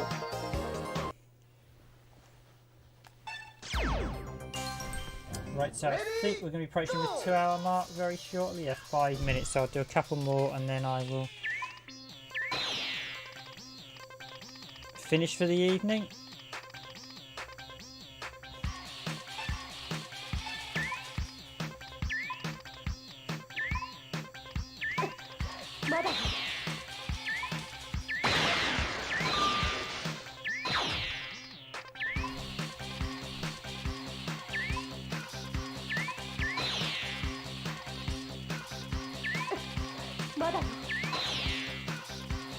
Okay, let's do that. Yes, so that's actually okay. That's a big help. Right. Actually, that's not a bad one to do. So.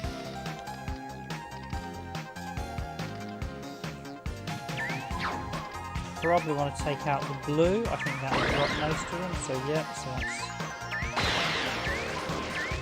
3, and away we go. But I said this is quite reasonably priced. It's cost me about £20. So if you fancy picking up a copy, it's not that expensive to import. And I said there is a second disc as well, which has some sort of background on the game and has some great fan art. I think it's got fan art. It's got music. You've got like demos and stuff. It's quite an interesting little Taito demo that's a showcase of their content, and it's got like chats with the various characters and things of the Cyforce series. Definitely worth a pick up if you're a fan. But I won't be showing any of the second disc in tonight's stream. Right. I think it's the time now. Right, we've still got a few minutes left. Okay, these ones when there's always like adjoined colours, it really is. These ones you really want to get your shots right. So I'm actually going to Put that there, do that, so I can get now. This is risky. Yes, that's what I wanted, so that's taking out all of those. That's the midway mark. Put that there. Now, can I get that to get the 2? Yes. That to get the 2, yes.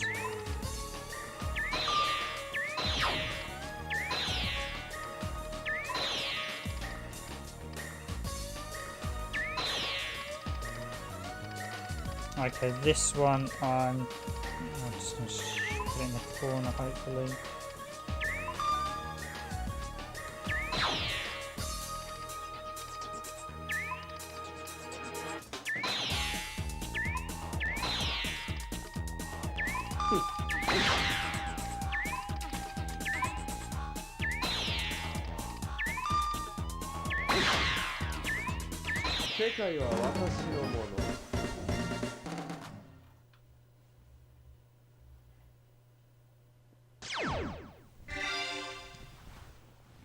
This is Wong, one of the annoying villains from the first and the second game.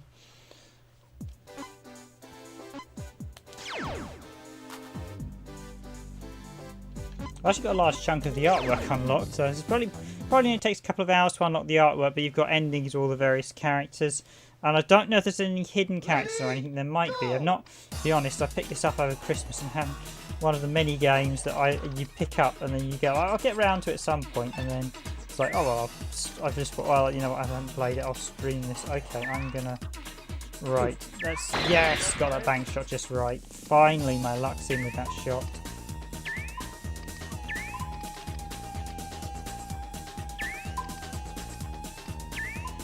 Not so in for that one, but it's really good for that one.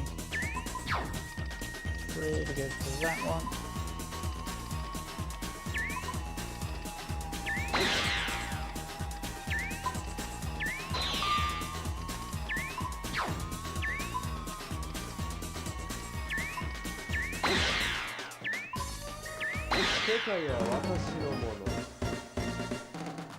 So the animations, I mean, there's nothing particularly spectacular about the visuals. It's very sort of straightforward 2D artwork. But if you're a fan of Sci-Force, or if you're a fan of Puzzle Bobble, it's definitely worth a play, see the various characters and stuff. It's a nice game to add to the collection if you're a Sci-Force fan.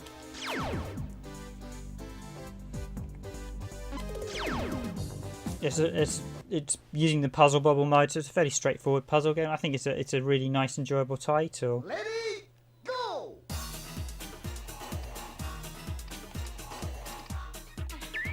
I think my only slight gripe is it doesn't appear to be in arcade mode, which would have been nice, but not essential.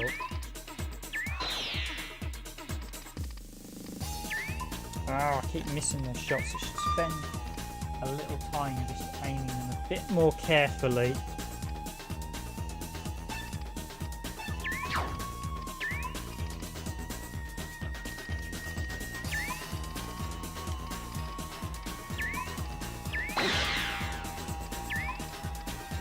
Alright, have I done something silly here? I blocked myself. Oh, that's a terrible shot. That's another terrible shot.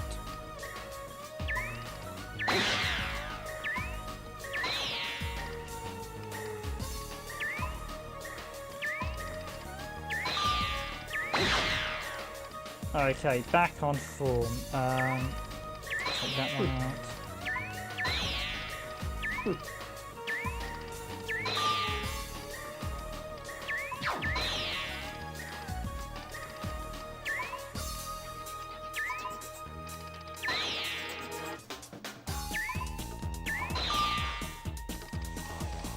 Lady Luck was definitely with me there. Okay, now I want to.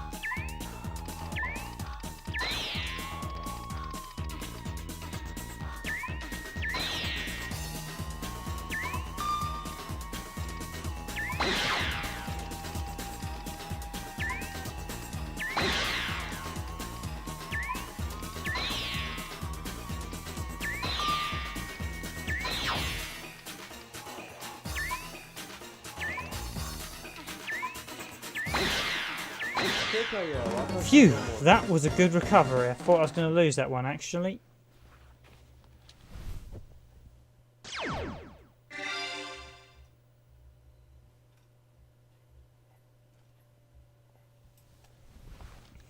Right, I'll do what we're getting up to now. We're just crossing over the 2-hour mark. Okay, ladies and gentlemen, I will do one more puzzle and then I will finish for the evening.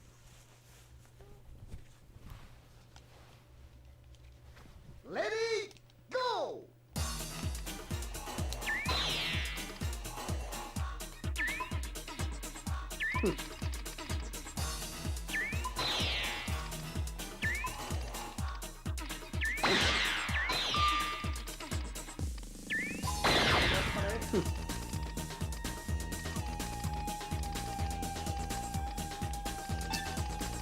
Stick that one up there for now because I don't really have a lot of moves.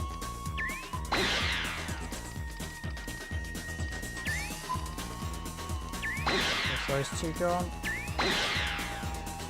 Right, can I get that? Nope, is the answer to that.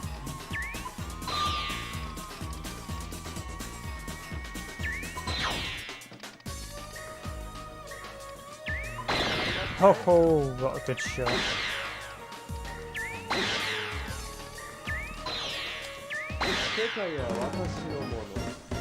Hello, that's a bug. We've got a blue one there, and there were no blue ones in play. You don't normally get that. It's been a good run. Yes, thank you, Hemp Knight. I will be back tomorrow. So I said probably Tearing, Starga, or Clayman on the PS1. We're looking at Japanese-only games this week. After I did put a quick poll on earlier, and people said they wanted it. So thank you all for watching, everyone. I've been your host for this randomised gaming video, Random Gamer Ribbon. This has been Cyforce Puzzle Taisen, released by Taito back in '97. And developed by CP.BRAiN. It was a mixture of Taito's arcade series, Puzzle Bobble and Cyforce, the Cyforce spin-off, exclusive to PS1. I don't believe this got an arcade release. Nice little title, definitely worth picking up if you're a fan of the series. I will wish you a good night, a good evening, good morning, good afternoon, wherever you are in the world. And I'll be back tomorrow with another gaming stream. As I take a nice sigh of it. So, thank you all for watching. If you enjoy our content, as always, please do consider subscribing to Randomised Gaming. Thank you very much. And as always, if you enjoy our content, please do. If you enjoyed this video, please do consider hitting that like button. Thank you all. Have a good night, everyone. Have a good evening, good afternoon, or good morning. I'll say again, thank you all. See you all tomorrow, everyone.